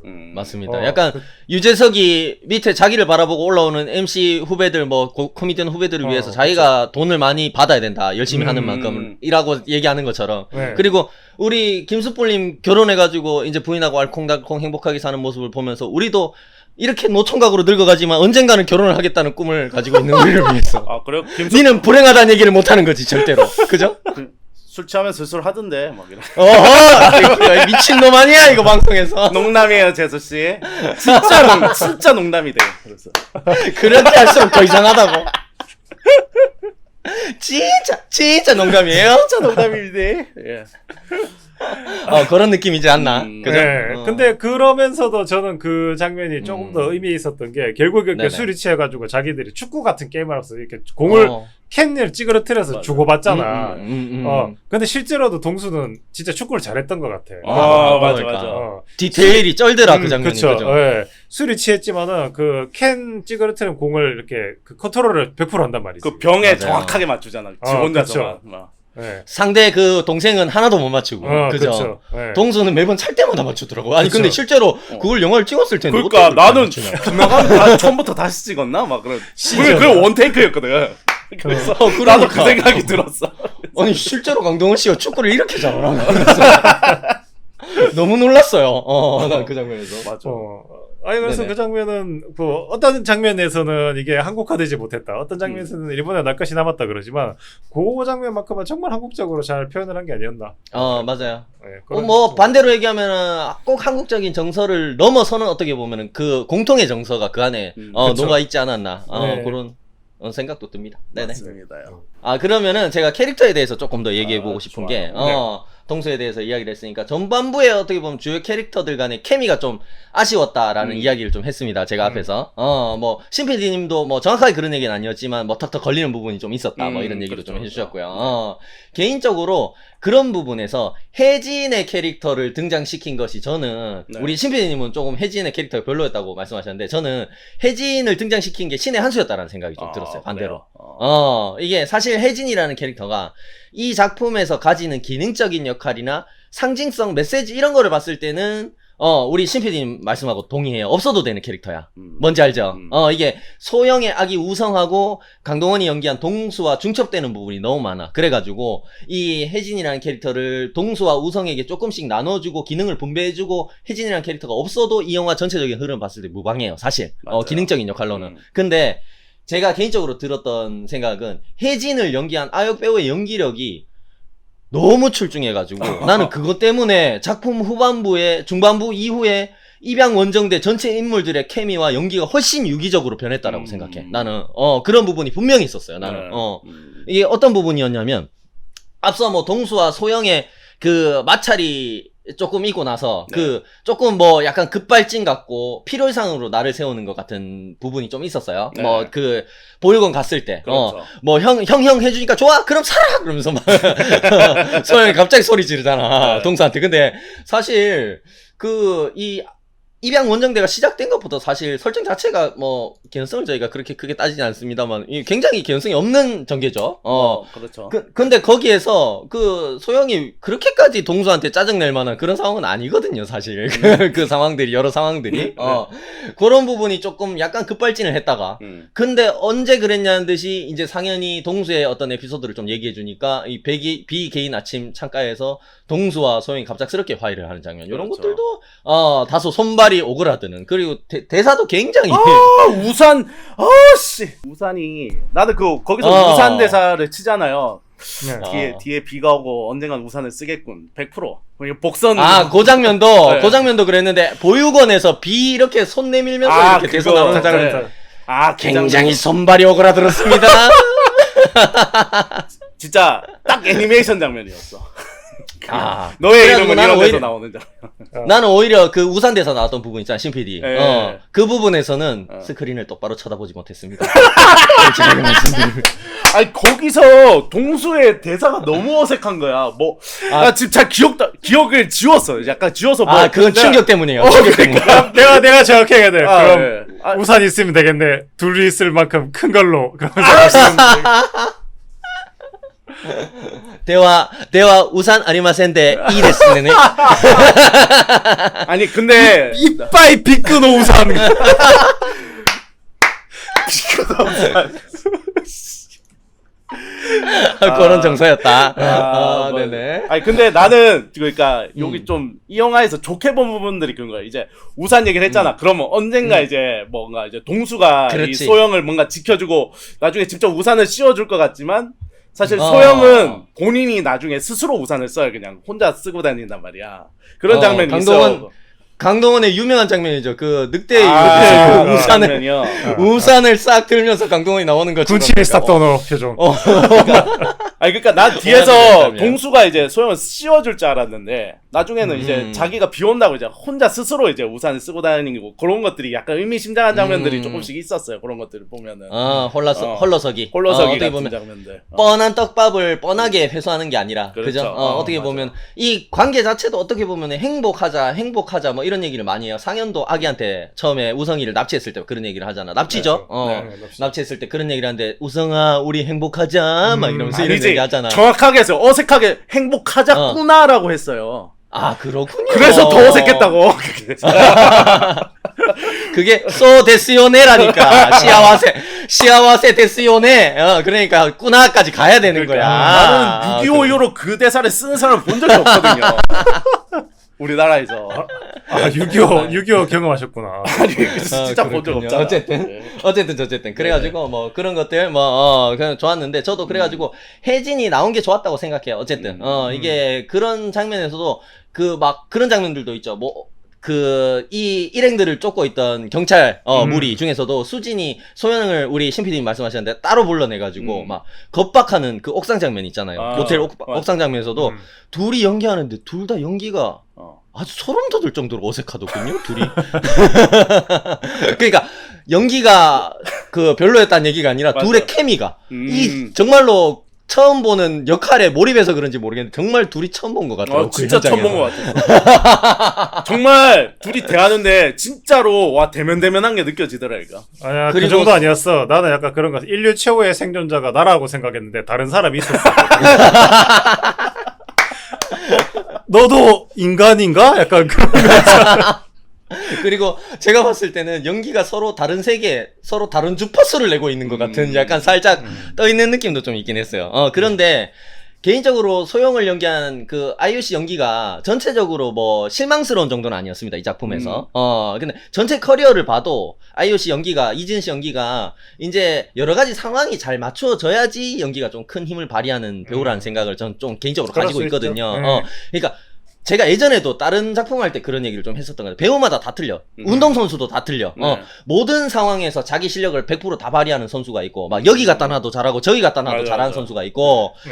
딱 판을 자기 깔아줘야지. 위치에서, 판 깔아주고, 자기 롤만 시켰을 때 정말 진짜 월드 클래스급으로 잘하는 또 선수가 있어요. 네. 이게 그러니까, 결국에는 어떤 수준의 문제는 아니고, 그런 배우는 나는 결국에 이지은이라는 배우가 여러 가지 상황에 맞춰줘야 된다는, 생각을 좀 가지고 있긴 한데, 하지만 혜진이 합류하면서, 혜진을 중심으로 소영하고 혜진, 그리고 동수하고 혜진, 그리고 상현하고 혜진, 이렇게 약간, 짝지어지면서 비춰지는 장면들이 한두 장면씩 나오기 시작하면서 나는 이 전체적으로 이 배우들 간의 케미가 굉장히 부드러워졌다고 생각해요. 나는, 그러면서 약간 어떻게 보면은 그 연착륙 할 수 있는, 배우들 간의 케미가 연착륙 할 수 있는 어떤 공간이 만들어져가지고, 그러니까 얘의 연기는 아역 배우기 때문에 물론 굉장히 훌륭한 연기였습니다만 배우들이 얘를 상대하면서 막 이 배우의 색깔 같은 것들 어떻게 보면 이 배우가 가지고 있는 독특한 내면, 어떤 개성 내면 이런 것들을 내가 나를 이렇게 총매제로 얘가 연기가 폭발하지 않을까 약간 그런 이렇게 맞춰야 될까 저런 맞춰야 될까 이런 생각을 안 할 거란 말이야. 그렇죠. 나는 오히려 그런 부분에서 오히려 이 성인 배우들을 하나로 아우를 수 있는 지점이 분명히 있었다고 생각을 해요. 얘를 중심으로 더 편하게 연기할 수 있는 그런 지점이 생겼다고 저는 생각해요. 그래서 뒤로 갈수록 좀 보기가 점점 편해지는 거야. 그래서 내가 고레에다 히도카즈에게 적응하고 있구나라고 생각을 했거든. 이 어색함에서 내가 적응하고 있구나라고 생각했거든. 실제로도 이 혜진을 연기한 아역 배우가 현장을 굉장히 휘젓고 다녔대요. 그렇다고 그렇다고 하더라고요. 그런 것들이 이 전체 배우들의 케미를 유기적으로 만드는데 굉장히 영향을 많이 주지 않았나라는 것이 작품에 실제로 느껴졌다. 굉장히 훌륭했고요. 그런 정말 것들이. 작품을 휘젓고 다니면서 그거 빨리 빼라 뭐한다 야 들어오고 진짜 영화 한두 번 찐다 야 진짜 삑삑 그러면서 이지은 씨 연기가 스파르타로 성장을 했다. 지은 씨 연기 그렇게 할 거예요? 이래서 밥 먹고 살겠어 배우로? 그러면서 아니 이런 식으로 할 시간이면 내가 구몬을 하나 더 풀지 뭐 하는 겁니까? 휘젓고 다녔다. 빨간펜 아니라서 다행이네. 죄송한데 제 생각 그 정도까지는 아니었는데 아무튼 그렇습니다. 아니 그래가지고 저는 솔직하게 과격하게 얘기하면 이 영화를 혜진을 연기한 아역 배우 임성수가 살렸다고 해도 과언이 아니라고 생각을 했어요. 나는 정말로 그 지점에서 혜진이 등장한 순간부터 영화가 달라지는 걸 느꼈어. 나는 개인적으로 그런 생각이 좀 있었습니다. 네, 저는 그래가지고 전반적으로 그 배우들의 케미는 그 혜진의 등장 전과 후로 나눌 수 있다. 그런 느낌이 좀 있었네요. 네네. 그래 제가 좀 생각해볼까 그런 거 같네요. 제가 적응하던 무렵도 혜진이 등장하던 무렵인 것 같긴 해요. 그러니까 드디어 맞아요. 내가 이 영화에 적응하기 시작했나? 막 그런 생각이 들었는데 사실은 혜진 때문이었군요. 아니 근데 오히려 혜진의 캐릭터가 기능적으로는 조금 불필요했다라고 얘기하시는 분들도 많은 것 같더라고. 작품 속에서 아까 말씀하신 것처럼. 근데 딱 그건 것 같아요. 지금 감독 의도는 그 우성이 그러니까 우성이랑 이제 거기 혜진이랑 동수랑 각자 나이대 이제 같은 인물인 거야. 그러니까 그냥 그거를 그치. 의도한 딱 그러니까 문제는 뭐냐면은 그 의도가 아주 투명하게 보인다는 거야.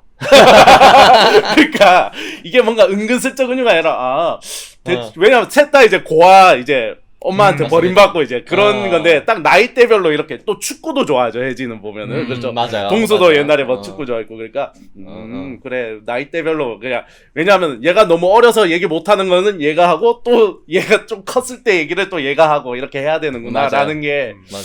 투명하게 느껴졌습니다. 더 넓게 봤을 때는 상현까지도 그럴 수 있겠네. 아니, 근데 상현까지도 나는 그게 전체라고 생각했어. 이게 보다가 처음에는 가족 이야기로 생각했었지만은 이게 가족이 생각보다 많잖아요. 요즘 5인 가족이 어디 있습니까? 맞습니다. 그렇죠. 거의 없는 부분인데 상현 나오면서 약간 생각이 들었는 게 이거는 근데 좀 영화 보면서 좀 떨어뜨려야 될 것 같아. 이 영화가 진짜 차라리 일본 영화던가 아니면 차라리 저렇게 뭐 불란스 영화던가 그래가지고 우리가 여기에 쉽게 깊이를 만약에 안 가졌다면은 어떤 의미로는 그러니까 우리가 여기 송강호 배우가 나오고 일본 감독이 만들었다 그러고 아이유가 나오고 이러니까 우리가 좀 물어뜯고 싶은 부분이 많아졌어. 그리고 우리가 이해하고 싶지 않아도 내밀하게 깊게 우리가 이해할 수밖에 없는 정서들도 너무 많고 그렇죠. 배우들에 대해서도 네, 그렇고 근데 그런 거 다 덜어내고 얘기하면은 나는 진짜 이 영화보다 상인이 나오고 좀 상인이 지나고 났을 때 이게 가족 영화지만 한 캐릭터의 이야기다라고 생각 들었는 게 아까 우리 신피디가 얘기했던 것처럼 맞아. 그러니까 이 영화가 다시 돌아오더라고요. 다시 돌아오는 게 어떤 거냐면 모든 이 영화에 나오는 캐릭터들 다 버림받았어. 내가 봤을 때 다 고한 것 같아. 수진 여배우 배두나 연기했는 평사까지도 고한 것 같고 모든 캐릭터가 고한 것 같은데 그 시발점이 다시 다 돌아오면은 결국에는 어떤 의미로는 내가 봤을 때 다 그 베이비박스에 들어가지 못한 아이부터 시작한 거예요. 모든 캐릭터. 맞아요. 시작점이 거기다. 시작점은 모두 같아. 모두 다 그 베이비박스에 들어가지 못했고 그 입양을 하기 위해서 입양을 못하면은 이제 혜진부터 시작해서 혜진처럼 이제 천사표가 돼가지고 그렇게 세상 물정 다 아는 것 같이 그러지만은 속으로는 곪고 곪아서 동수처럼 세상은 다 그래 뭐랄까 그렇게 쿨한 약간 어른이 되고 네. 그 다음에 그거 사이가 이제 아마 수진쯤 될 거예요. 질풍노도 같은 그런 느낌이 있고 질풍노도. 결국에는 잘 가봤자 아까 이제 우리 봉삼 씨가 얘기했는 것처럼 상현이야. 그 맞아. 모든 거를 다 극복하고 가정을 꾸려봤자 그런 상태로 시작해버리면은 결국 상현밖에 안 되는 거야. 자기가 겪었던 아픔을 결국에 자기 자식한테는 안 줘야 되는데 결국 또 똑같은 비슷한 아픔을 또 자식들한테 그렇죠. 주고 있는 네. 그런 형태밖에 안 되는 어떻게 보면 조금 슬픈 그죠? 그렇죠. 네. 근데 그런 과정에서 모든 욕바지는 이제 소영이지. 왜냐면 소영만 거기서 맞아. 엄마거든. 맞아요. 소영만 애를 안 버리면은 여기는 모든 캐릭터들이 약간 그런 옛날 SF 영화 미래를 바꾸는 것처럼 다 사라질 거야. 터미네이터처럼. 터미네이터처럼. 맞아. 미래가 바뀔 거예요. 소영만 맞습니다. 애를 안 버리면은. 네. 맞습니다. 그러면 혜진도 없을 거고. 카일리스. 그치. 그렇죠. 그렇게 될 거야, 진짜로. 결국에는 혜진도 없어지고 상현도 없어지는 그런 평화로운 미래가 벌어질 거예요. 이 소영만 마음을 잘 먹으면은. 나는 그런 면에서는 수진의 캐릭터도 조금 중요하지 않았나라고 생각해요. 지금 어떻게 보면 이제 남자 캐릭터들하고 수진까지 다 엮었는데 우리 김숙주님께서 어떻게 보면은 사실 소영이 아이를 버렸을 때 베이비박스 밖에다가 버렸잖아. 그렇죠. 근데 사실 소영의 캐릭터의 정서, 감정 이런 거에 대해서 디테일하게 설명을 잘 안 합니다. 이 영화가. 아예 안 하죠. 굉장히 아예 안 해요. 그리고 굉장히 중요한 장면에서도 심지어 그 소영의 얼굴을 삭제해요. 표정을 막 클로즈업하게 잡는다라든가 이런 연출도 거의 거세가 돼 있어요. 영화에서. 그 정도로 설명을 안 해줍니다. 소영의 심리 이런 것들에 대해서. 근데 어떻게 보면은 소영이 아이를 밖에다 버렸을 때 그 바로 앞에 박스가 있는데 그걸 몰라서 안에다 안 넣었는지 아니면 정말로 어떻게 보면 조금 나쁘게 얘기하면은 잘못되길 바라고. 잘못되길 좀 바랬는지 모르겠습니다만은. 근데 어떻게 보면 밖에다 버렸는데 이 모든 이야기가 시작되는 지점은 수진이가 그 아이를 데려다가 박스에다 넣으면서부터 이야기가 시작되는 거거든. 그렇죠. 거기 안 넣었다면은 어떻게 보면은 뭐 동수나 상현도 이 벨이 안 울리니까 애기를 놓고 갔다는 걸 모르기 때문에 걔가 그냥 죽었을 수도 있단 말이야. 솔직하게 얘기하면. 그러면 이 모든 어떻게 보면 범죄가 이거 다 범죄죠. 범죄 그렇죠. 활극이잖아. 네. 이게 우당탕탕 대작전이잖아. 이 범죄에 대한 여정이 일어나지 않았을 수도 있단 말이야. 근데 심지어 수진이 그런 얘기도 해요. 마지막에 이제 자꾸 입양을 시키려고 불법 입양을 시키려고 하는데 이게 잘 안 이루어지니까 나중에 수진이 혼자서 그런 얘기를 해요.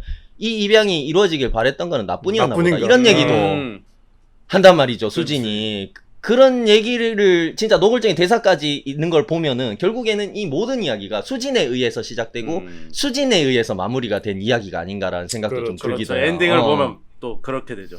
수진이 다 연락을 돌리고 막 그런 식으로 하잖아요. 맞습니다. 맞습니다. 그런 부분이 좀 있었던 것 같아요.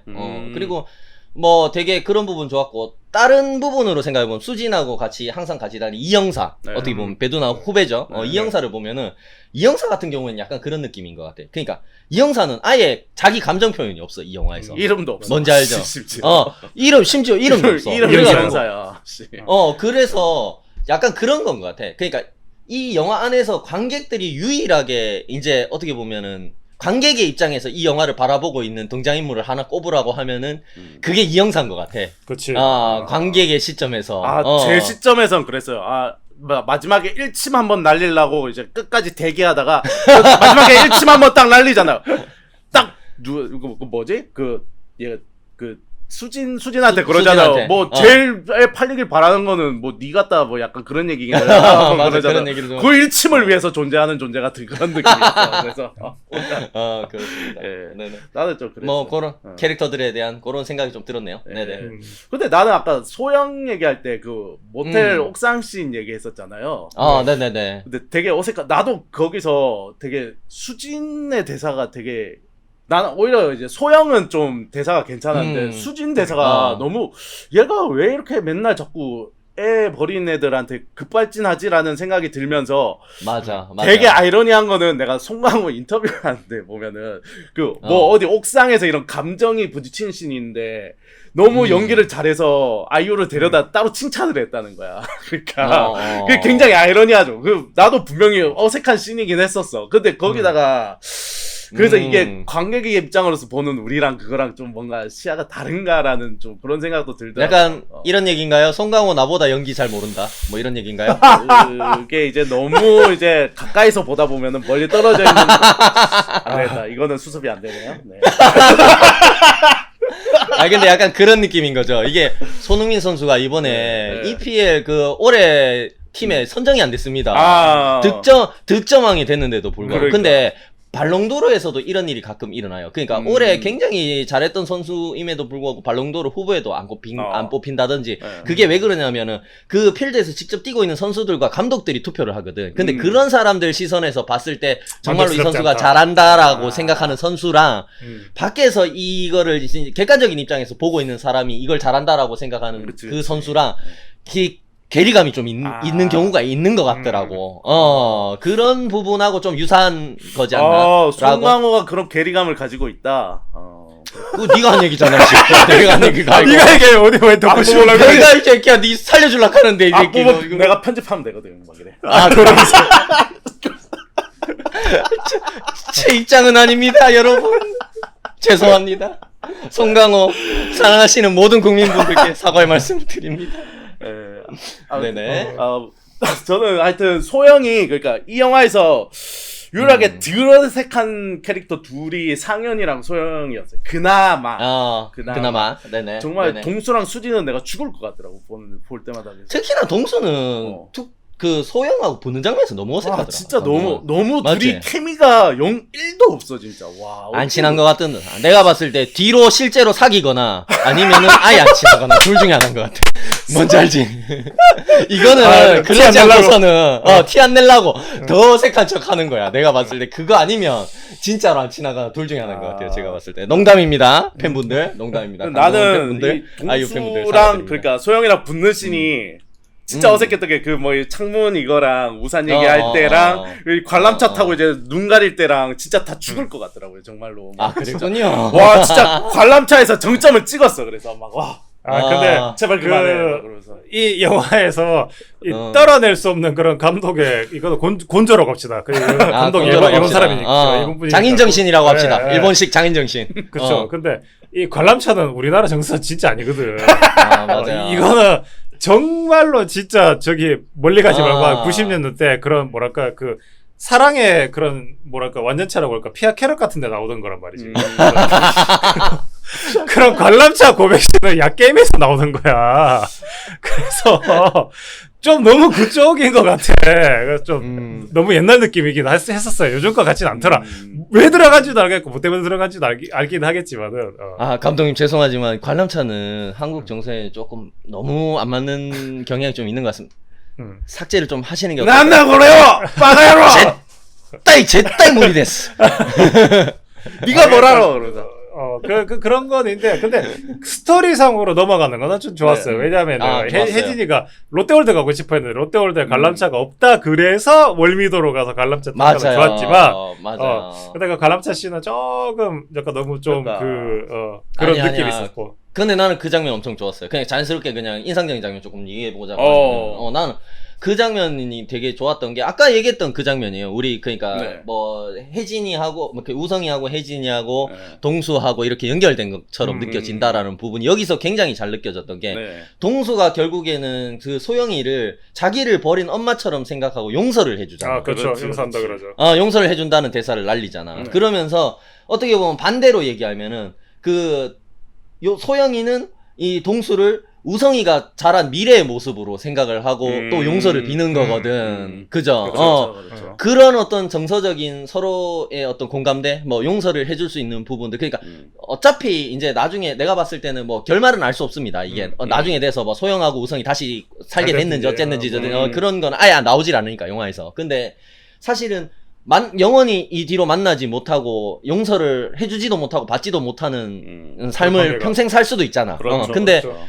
어떻게 보면 이런 장면을 통해서 서로가 서로에게 이제 용서를 해주고 용서를 받고 이제 마음의 치유를 좀 얻을 수 있다는 장면은 정말로 어떻게 보면 그래도 되게 그 따뜻한 장면이 아니었나. 나는 솔직히 그 모텔 장면 안에서 뭐 우산 대사 쳤을 때 진짜 똑바로 스크린을 쳐다보지 못했거든. 나는 이게 남녀의 관계로 안 갔으면 좋겠다라는 생각을 했었단 말이야. 맞아. 뭔지 알겠죠? 뭔지 알죠? 있었어요. 예. 근데 거기서 남녀의 관계로 가는 것 같아서 난 진짜 그게 조금 불편했어. 근데 오히려 거기서 더 나아가지 않고 여기에서는 어떻게 보면은 딱 선을 지키면서 그렇게 어떻게 보면은 아들과 엄마처럼 그죠? 맞아. 그런 느낌을 좀 주면서 오히려 나이가 어린 것 같은 소영이 이제 이제 동수의 엄마인 것처럼 그죠? 그런 느낌을 주면서 서로 이렇게 감정을 교류하는 장면 굉장히 좋았던 것 같아요. 좋았던 것 같고 뭐 굉장히 감동적이었던 것 같습니다. 아니 그러니까 나도 그게 좋았던 거는 뭐냐면은 그러니까 이게 그냥 흔한 한국식 신파 영화로 흘렀으면은 둘이 이제 썸 타야 되거든. 본격적으로. 잭스! 그러니까 본격적으로 썸을 타야 되는데 진짜 이 영화는 철저하게 진짜로 이제 왜냐하면 우성애가 큰 버전이니까 철저하게 이제 그거를 딱 이제 배제를 시키더라고. 그런 점들은 관람차 장면이 물론 저는 눈 가리는 게 너무 자기적인 것처럼 느껴졌지만 그런 이제 그런 포지셔닝은 좋았어요. 굉장히 그런 것들. 맞습니다. 우산 대사 그 장면에서는 굉장히 좀 위험했습니다. 그러니까 스크린을 똑바로 바라보지 못해. 나는 그래서 우산도 그렇고 관람차도 그렇고 네. 이 영화 내 당연히 일본 감독을 만들었으니까 일본적인 정서가 있는데 나도 그래서 궁금한 게 있어. 궁금한 게 난 원래 오리지널 일본 대본이 궁금한 거야 이게. 이게 일본 배우가 만약에 진짜로 일본에서 표현을 했다면 이게 어떤 식으로 나왔을까? 그러니까 그런 거. 근데 없을걸요? 오히려 대본을 제작사에서 먼저 준비를 해온 대본을 감독님한테 제시를 해서 감독님이 이제 약간 수정하는 데 같이 참여한 느낌으로 작업을 하셨다는 거를 제가 들었거든요. 그러니까 대본을 감독님이 준비해 와서 이게 간 게 아니고 그래서 이게 한국 작품이라고 하는 거야. 감독님한테 연출을 어떻게 보면 이제 프로포즈를 한 거지. 사실 한국 영화 뭐 외국 영화 나누는 거는 자본이 어디 자본이 들어갔냐에 따라서는 아니죠. 그렇습니다. 정확하게는 모르겠습니다만 저는 그런 얘기를 들었어요. 원래 그런 시상식이나 그런 데 나눌 때도 그냥 그렇게 나눈다고 하더라고요. 자본으로. 아니 나는 근데 그 대본이 있다 없다 이게 아니라 그러니까 일본 버전이 있다면 일본 버전이 있을 것 같다라는 생각이 드는 게 그러니까 그런 거지. 그러니까 이게 이름도 혜진이 이름을 자기가 이제 그 소영이 얘기했다 뭐 약간 바다 넘어 뭐 그러니까 한국 넘어서 혜진. 일하겠네 뭐 그러면은 맞아요. 뭐 프리미어리그 뭐 약간 그런 얘기를 하다가 우성이 이제 별 넘어서 우성이라 그러잖아. 근데 그거 한문적인 이름 뜻은 알겠어. 우성이 별 넘어서 뭐 우리도 한 분을 쓰니까. 그렇죠. 근데 그게 진짜 그 얘기했던 우성일까라고 생각하는 게 왜냐면 근데 그 우성이가 반짝반짝하는 느낌은 그런 약간 그 뭐랄까 약간 치안이 좋지 않은 모텔촌 이런데 그런 네온 사인하고 좀 맞닥뜨린다 이런 거지. 그렇네요. 오히려. 그렇죠. 그러니까 우성이가 애기치고는 밤에 좀 많이 움직이잖아. 맞아요. 맞아요. 밤에 많이 움직이는데 그런 게 대부분 다 모텔 있는 데나 아니면 유흥업소 뭐 이런 그렇죠. 네온 사인. 네, 그래서 어떤 의미로는 반짝이지 못하는 별이라는 뜻이 있는 캐릭터였을 수도 있을 것 같아요. 저는 그런 거 보면서. 굉장히 심오한 해석이네요. 역시 일본어. 이게 거의 리뷰의 수준이 달라진다. 급이 달라진다. 역시 일본어만 들어가도. 그러니까 내가 그 감독의 그런 머리를 조금만 이해하자 그러면은. 네네. 약간 그런. 아니요. 전혀 조금이 아닙니다. 거의 일본 사람인데요, 지금 제가 봤을 때. 쏘까. 그러면 계속. 그러니까 이렇게 됐을 것 같아. 그러니까 내가 이거를 좀 이렇게 머리를 잠깐 공유를 내가 내 스스로 좀 해보자 그러면 세탁소가 부산이었잖아요. 네네. 세탁소 이야기 부산이 왠지 일본에서는 이야기가 시작했으면 오사카였을 것 같아. 아 맞아요. 그다음에 부산 울진 이런 거도 붙어 있단 말이죠. 부산 울진 이런 거 붙어 있는데 오사카에서 조금만 가면 40km씩 나라 교토 고베가 있어요. 아 맞아요. 그러면은 로케가 달라지지. 고베 같은 데는 좀 약간 우리나라 경주 같은 데고.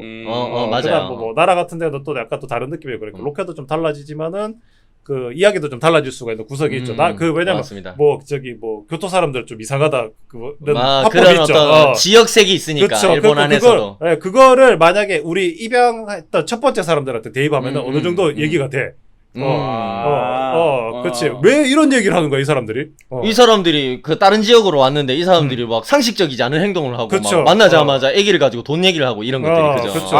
일본은 그런 지역 차별이 아직까지도 존재한다. 그게 그 교토합법인가 뭐 있어. 이상하게 돌려 먹이는 거. 우리로 치면 그런 거야. 충청도 화법. 이게 하고 싶은 얘기를 직설적으로 하지 않고 엉뚱한 얘기를 한다는 것처럼 약간 그런 것처럼 일본의 그런 지역색에 대한 뭐 약간 비약해서 얘기하는 그런 것들이 좀 있잖아요. 그쵸. 그거에 비유하면은 맞아 떨어진다는 거지. 어느 정도 맞아 떨어질 것 같아. 어느 정도 맞아 떨어졌다가 결국에는 이제 강릉 갔다가 서울 오는데 서울 오면은 마지막에 이제 그 뭐 이렇게 좀 뭐랄까 호텔도 좀 있고 좀 그렇죠. 호텔도 좀 그렇죠. 좋아지고 맞습니다. 그렇죠. 그게 아무리 봐도 내가 봤을 때는 그 용과 가치에 나오던 그런 가부키조 같은 대규모 유흥 시설이 있는 그런 네온 사인 집합체였을 것 같다라는 생각이 나 들어요. 네네. 영화를 좀. 나 근데 진짜 지금 계속 웃긴 게 뭐냐면 일본 비유해서 얘기하면 저렇게 말을 잘하고 저렇게 잘해가지고 진짜로 와 진짜 대단한 거야. 미쳤어. 야 명예 미국인한테 말. 막 용과 가치랑 지 아는 일본 다 나오는데 와 진짜 야 수준이 달라. 청산유수네요. 청산유수. 야 이동진 선생님 뺨 따고 때리겠습니다 정말로. 어렵다. 뭐 몇 해 전에 북한 흉내도 내야 돼 어렵다. 정말 대단한 사람이야. 여튼 그렇게 좀 하면은 이게 왠지 그 감독님만이 생각하던 버전이 어딘가 이야기가 있을 거다라는. 맞습니다. 그럴 것 같아요. 맞습니다. 그런 생각이 김숙불님 말을 정리해 보면 일본 버전이 꼭 보고 싶다. 뭐 그런 건 것 같네요. 그러니까. 그냥 있을 것 같아. 그러면은 이게 우리가 얘기하는 그런 약간 오글거린다, 혹은 뭔가 얘기가 안 맞다 그러는 부분이 갭 차이 막 이런 것들이요. 다 해결이 될 것 같다는 생각이 드는 거죠. 이게 원본이 있을 것 같다 그런 생각이 좀 든다. 그러니까 뭐 관람차 장면도 뭐 저는 나쁘진 않았습니다. 그 되게 눈 가려주는 것도 뭐 어떻게 보면은 그것도 결국 앞에서 얘기한 것처럼 소영의 감정을 구체적으로 전혀 묘사하지 않는 이 영화의 전체적인 맥락을 계속 이어가는 부분이었어가지고 너무 좋았던 것 같아요. 너무 좋았고. 소름 끼치는데 고베 가면 관람차 있는데 그래서 그런가? 역시 일본 전문가시군요. 일본 박사님 모시고 이번 방송을 진행하고 있습니다. 정답한테 배웠어 급하게. 그리고 나는 그 소영하고 동수 말고도 그 상현하고 혜진 장면도 너무 좋았어. 그러니까 혜진이가 자기 막 그 잉글랜드 프리미어 리그 가가지고 막 유명한 선수 될 거다 막 이런 식으로 막 나 입양해도 뭐 미치는 장사 아닐 텐데 막 이러면서 막 이런 얘기 하잖아. 그렇죠. 그렇게 항상 자신만만하고 막 정말로 어떻게 보면 조금 어색한 이 입양 원정대를 진짜로 자기 중심으로 분위기를 실제로 배우도 그렇지만 이 영화 작품 안에서도 그죠? 확 분위기를 전환시키는 어떤 인물인데 그 대관람차를 올라타고 무서워하잖아 고소공포증 때문에. 그렇죠. 눈도 못 들잖아요. 맞아요. 그래가지고 막 배 아프다 그러고 토할 것 같으니까 상현이 가가지고 토하지 말라면서 이제 자기 배에다가 이렇게 눕혀가지고 토닥토닥 해준 장면. 진짜 그 장면도 진짜 어떻게 보면은 진짜 조금 감동적인. 근데 그 장면도 복선이라기보다는 그런 게 있는 게 뒤에 이제 딸 만났을 때 상현이 그 얘기잖아. 너 옛날 뭐 토할라 그러는데 뭐 내가 이렇게 해가지고 토 그게 진짜 딱 까기가 맞게 그렇게 딱 만들어 놨더라고요. 그러니까 딱 맞아요. 그런 사람들도 그러니까 이게 영화 짬밥이란 게 무시 못할 게 이런 복선이나 이런 거 깔아놓고 뒤에 막 이렇게 아구 맞추는 거는 아주 그냥 거장이더라고요. 그러니까. 맞습니다. 아니 근데 나는 김수볼님 하신 얘기도 진짜 조금 일리가 있다고 생각하는 게 감독님이 결국에는 자기 예전 작품들에서 사용했던 어떤 연출적인 장치들 그런 것들도 좀 많이 가져왔던 것 같고 그러니까 자기가 가지고 있는 일본적인 그런 어떤 그런 정서들 거기에 대표적인 대표적인 상징적인 장면들 이런 거에 대한 오마주들도 좀 많이 있었다고 생각을 해요. 근데 그쵸. 난 나쁘지 않았던 것 같아. 뭐 대표적으로 그런 장면도 있었어요. 앞에서 나 좀 많이 오글거렸다고 얘기했지만은 그 비개인 아침에 보육원 창가에서 빗방울 손으로 이렇게 만지는 그쵸. 장면 있잖아. 네. 그런 장면에서 그 장면이 뭐냐면 옛날에 그 감독님이 연출하셨던 배두나 씨 출연했던 그 공기인형이라는 영화가 있어요. 거기 보면은 그 극 중에서 이제 인간의 외로움을 좀 달래주기 위해 만들어진 공기인형입니다. 배두나 씨가 인형 네. 역할로 나오는데 그 공기인형 노조미가 이제 처음으로 이제 거실 이거 한옥 같은 구조 알죠? 일본 한옥. 네. 다다미 일본 한옥이라니까요. 일본 한옥이라고 하니까 좀 이상하네요. 빙배공로 같은 놈이 있나 이런. 일본 전통 가옥. 보면은 거실 창문 열고 나가면은 왜 그 마당이 나오는 그런 텐마루 거 같은 알잖아. 거. 텐마루. 거기 창문 열고 나가가지고 밖에 비 개인 날 이제 비가 살살살 떨어지고 있는데 거기다 손을 이렇게 내밀면서 처음으로 인형이 사람으로 바뀐 장면입니다. 그 영화에서. 그 물을 맞고. 그 물을 맞으면서, 빗물을 맞으면서, 처음으로 이 감촉을 느끼면서 인형이 사람으로 변한단 말이야. 그게, 근데 약간 그 장면 오마주한 것 같은 느낌이 좀 들더라고요. 근데 여기 영화에 대입해서 조금 생각해보면은, 처음으로 어떻게 보면은, 소영이 조금은 진정한 엄마의 마음을 가지게 되는 어떤 계기? 물론. 새로 태어났다. 공기 인형의 그 장면처럼. 비를 맞으면서 비 때문에 엄마가 된 건 아닙니다. 물론 그 전에 동수랑 싸우고 이제 상현한테 동수에 대한 이야기를 듣고 그죠. 그러면서 이제 하룻밤 자고 나니까 이제 동수에 대한 생각이 바뀌면서 이 입양 원정대에 대한 생각이 전반적으로 좀 바뀐 거죠. 자기가 아기를 대하는 생각도 조금은 바뀐 거고 그런 거를 비를 만지는 장면으로 자기 어떻게 보면 예전 작품의 어떤 장면을 오마주 하면서 조금 상징성을 내포한 게 아닌가 그런 생각 좀 들었고요. 그러면서 조금은 가족 같은 관계로 거듭나기 시작한 시발점이 거기가 아니었을까. 그런 생각도 좀 들었어요. 그 감독님이 좀 어렸을 때나 약간 그 비 오는 날 뭐 그런 약간 그런 게 있나 봐. 그런 추억이나 뭐 그런 게 뭐 되게 있나 봐. 뭔가 좋았던 추억 같은 게 있나 봐. 되게 그런 장면을 계속 쓰시는 거 보니까.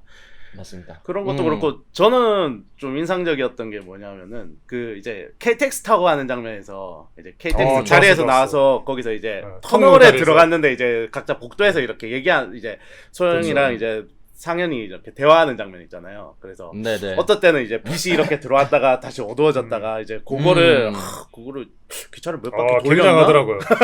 그런데 타이밍을 맞춰서 이렇게 하는데 그걸 또 기차 거기 터널 그 통로에 있으면 알잖아 시끄럽잖아요. 그래서 그렇죠. 딱 그 장면이 제일 인상적이었던 게 뭐냐면 뭐 둘이 이렇게 뭐 이런저런 얘기를 하다가 마지막에 상현이 그러면은 우리끼리 살까 뭐 그런 얘기를 해. 우리 가족처럼 살까 하는데 그게 마침 또 시끄러워서 안 들렸어 소영한테. 그렇죠. 맞아요. 뭐라고 하니까 걔가 이제 아니야 그냥 그러고 말잖아요. 그 장면이 약간 좀 찡하다. 왜냐하면 이게 뭔가 가족이 우리가 지금 영화를 봐오는 입장에서 가족이 될 것 같은데 진짜 현실적으로 생각하면은 절대 그럴 수 없잖아. 불가능하잖아. 그러니까 거기서 뭔가 약간 어떻게 보면 좀 찡한 느낌이 유일하게 거기서 안 어색하게 들었어. 거기서. 약간의 어떻게 보면 우리가 이제 고레에다 감독님 작품에서 느꼈던 판타지를 그 장면에서 좀 느낄 수 있는 장면이지. 이러다가 정말 이게 진짜 가족이 진짜 가족처럼 돼가지고 우리가 함께 살아갈 수 있을까? 라는 어떤 희망적인 어떤 판타지를 조금 제시해 주려고 하는데 그게 타이밍이 안 맞아서 결국에는 무산되는 그런 장면. 현실성을 봤어요. 거기서 확 오면서 맞습니다. 슬퍼지는 장면이죠.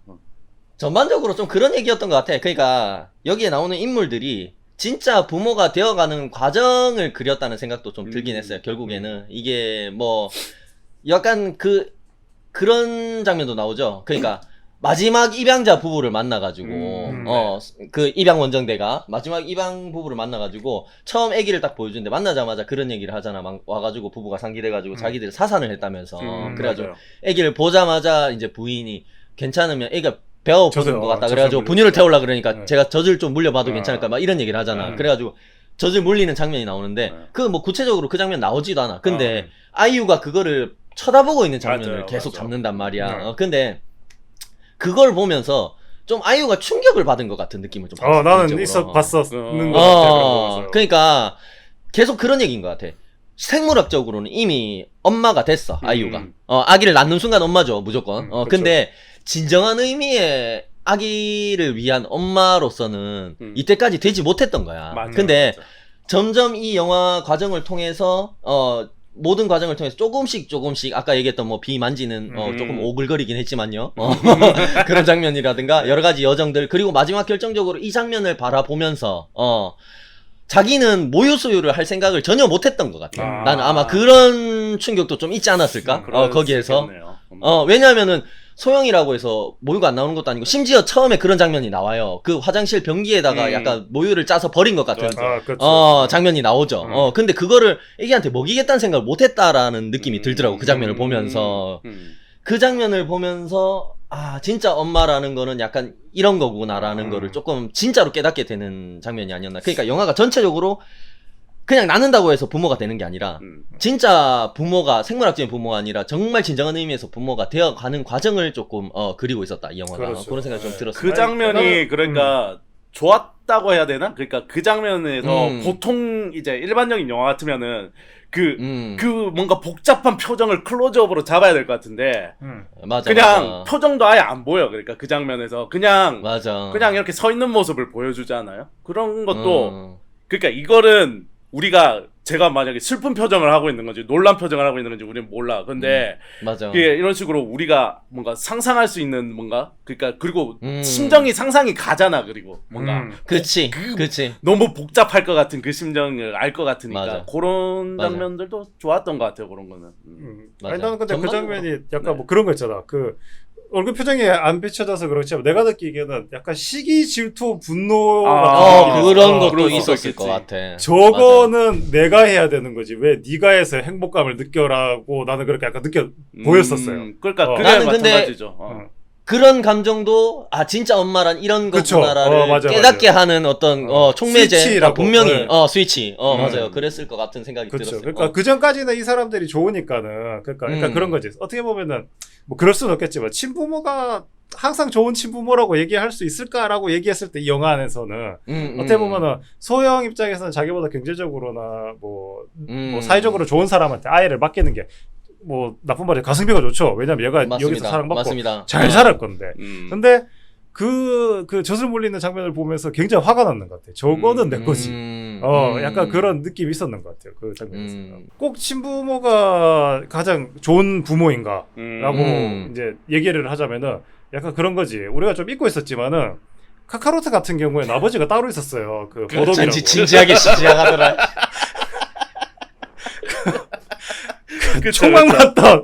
총망받던 엘리트 전사인 보덕이라고 아버지가 따로 있었어요. 야래. 하지만 이 보덕이 넘지 못했던 후리저를 처치했던 거는 선호반 할아버지라는 다른 부모가 있었기 때문에 가능한 맞습니다. 네. 그렇죠. 압류. 그런 의미로 있었어도 과연 보덕이 진짜 좋은 부모였을까? 카카로트를 데리고 있었으면 그런 생각을 하자면 그렇게 인조인간에 의해서 파괴된 미래를 트랭크스가 구하게 도와준 건 진짜 아버지는 누구였을까요? 트랭크스는 이미 그 베지타라는 진짜 그렇죠. 생물학적인 선호반이었죠, 아버지를 잃었는데 그때도. 그러니까, 선호반이 진정한 아버지였다는 그렇죠. 거죠. 진정한 아버지 두 번 했는 거지. 그러니까 트랭크스의 그렇습니다. 아버지, 그 다음에 카카로트의 아버지 이런 식으로. 그리고 손오반이 그렇게 잘 클 수 있었던 거는 피콜로가 진짜 아버지거든 사실. 그렇습니다. 그 개막나이 카카로트 그 밑에서 개막나이 될 뻔하다가 피콜로 때문에 사람 된 거거든. 심지어 여기서 굉장히 중요한 부분. 네. 카카로트가 굉장히 정의를 사랑하고 지구를 지키는 선한 인물이지만 아버지로서 자격을 자동으로 갖게 되는 건 아니라는 거죠. 그렇죠. 뭔지 알겠죠? 아버지라는 자격은 결국에 옆에서 노력을 하고 아이를 위해서 모든 것을 바치는 피콜로 같은 인물이 아버지란 자격을 얻게 된다. 그죠? 그거를 통합해서 부모라고 말할 수 있겠죠. 부모의 자격. 이걸 이렇게 진지하게 얘기해야 되나요? 왜? 아주 좋은 좋은 비유였어 아주. 좋은 비유였어. 마무리 아주 깔끔했다. 지려버렸다. 그러니까 보덕은 좋은 부모가 아니다라고 얘기할 수 있습니다. 맞습니다. 네. 그런 부분이 있지 않았나? 나는 상현도 비슷했던 것 같아. 그 관람차 장면에서 네, 어떻게 보면은 혜진이를 통해 가지고 자기가 진짜 아버지로서 자기가 해야 되는 어떤 역할들 뭐 그런 것들 뭐 이때까지 돈돈거렸잖아. 결국엔 자기가 되게 여기서 나쁜 사람이 아닌 것처럼 상현이 나오지만 결국에는 인신매매범이고 그렇죠. 그것도 결국에 자기 도박빚 갚기 위해서 돈을 벌라고 푼돈 벌라고 사람의 생명을 사고 파는 거잖아. 정말 악질이거든요. 어떻게 보면은. 그런데도 아니야. 불구하고 저기 뭐 수십억도 아니고 5천만 원인가? 4천만 원? 아니야. 네. 마지막에 맞아. 3천이었어.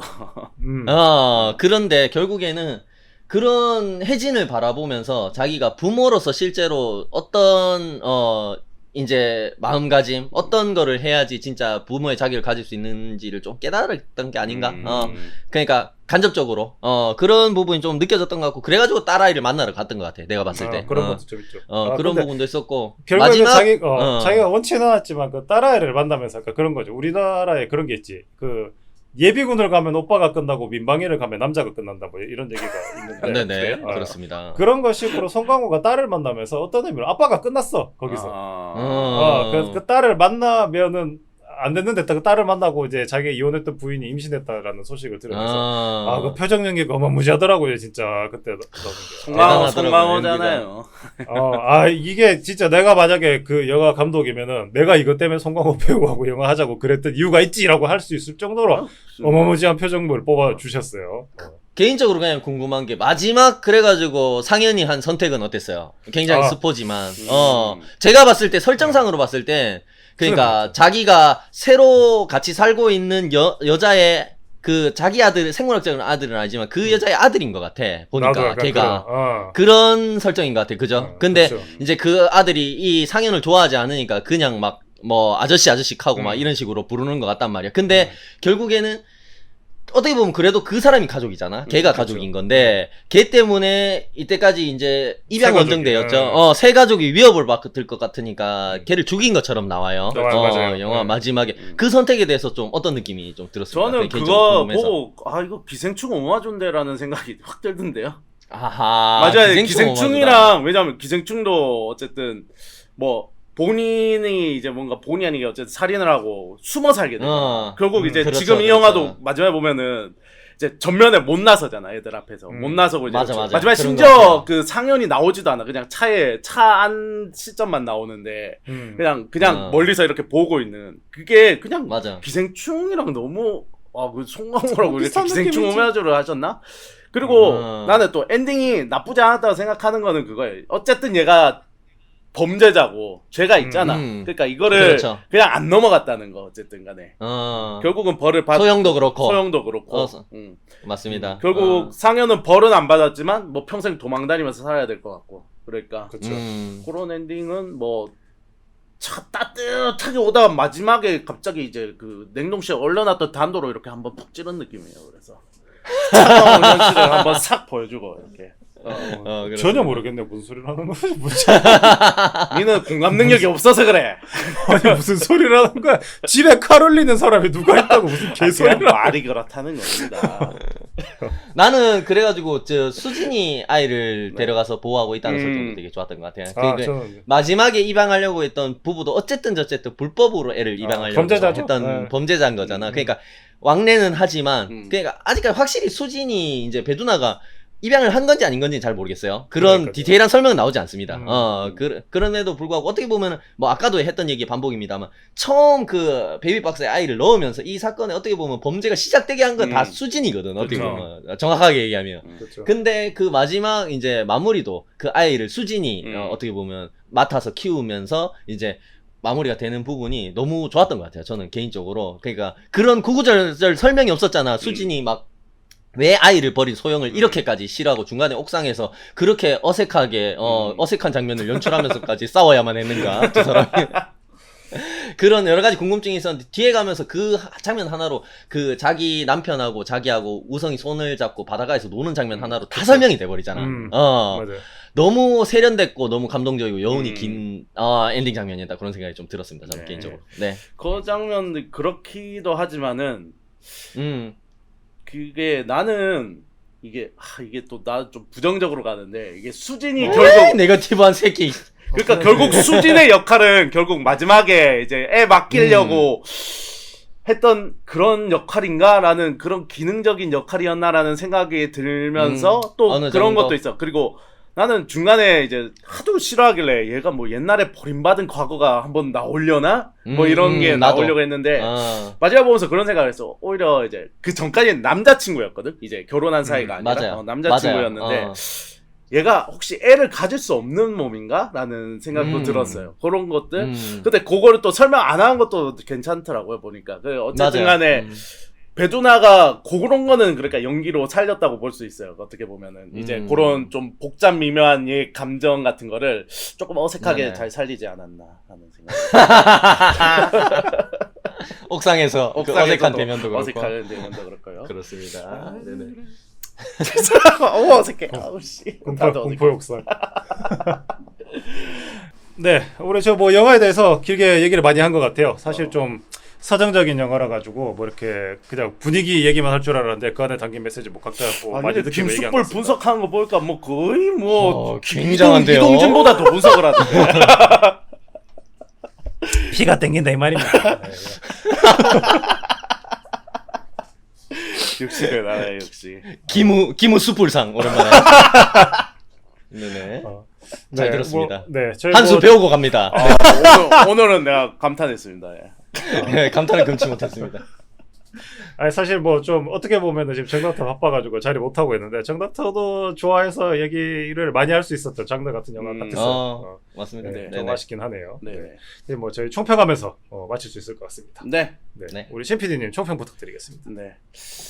이 세상에서 가장 어색하게 따뜻한 이야기였다. 아, 더럽게 많네. 어색함을 지울 수가 없어요. 죄송합니다. 네.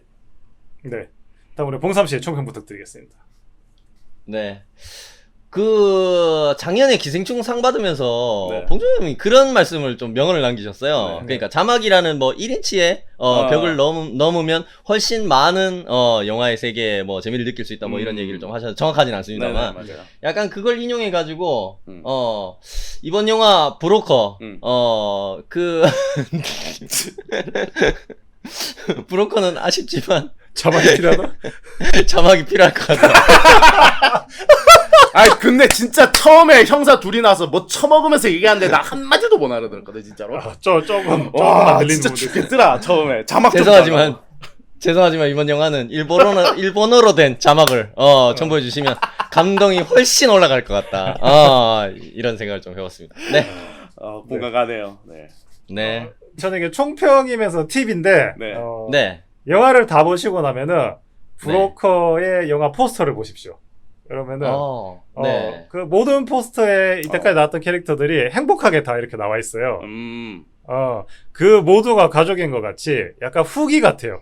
오히려 후기. 포스터가. 그 포스터가 후기 같다. 네, 포스터가 이 영화의 후기 같습니다. 그러니까 영화는 영화 다 보시면 엔딩이 그렇게 좀 자세히 안 그려져 있지만은 네. 오히려 어떤 의미로는 포스터가 이 영화의 후기일 것 같다라는 생각이 듭니다. 오늘 뭐 거의 좋습니다. 이동진을 능가했는데 오늘은. 날라댕기네.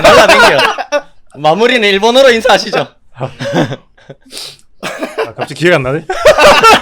기억 안 날 척 한다. 평소에 잘했는데 이거 넘어가면 안 돼. 저는 영화 끝나고 김치를 먹도록 하겠습니다. 한국에. 좋습니다. 네네. 네, 영화 브로커를 주제로 얘기 나눠봤습니다. 네. 네. 우리 화중인 여러분들은 어떻게 보시는지 댓글로 저희들에게 많이 알려주시면 좋겠습니다. 알려주십시오. 네. 탁상 구다사이. 네. 오네가이시마스. 아씨 코로나 한다.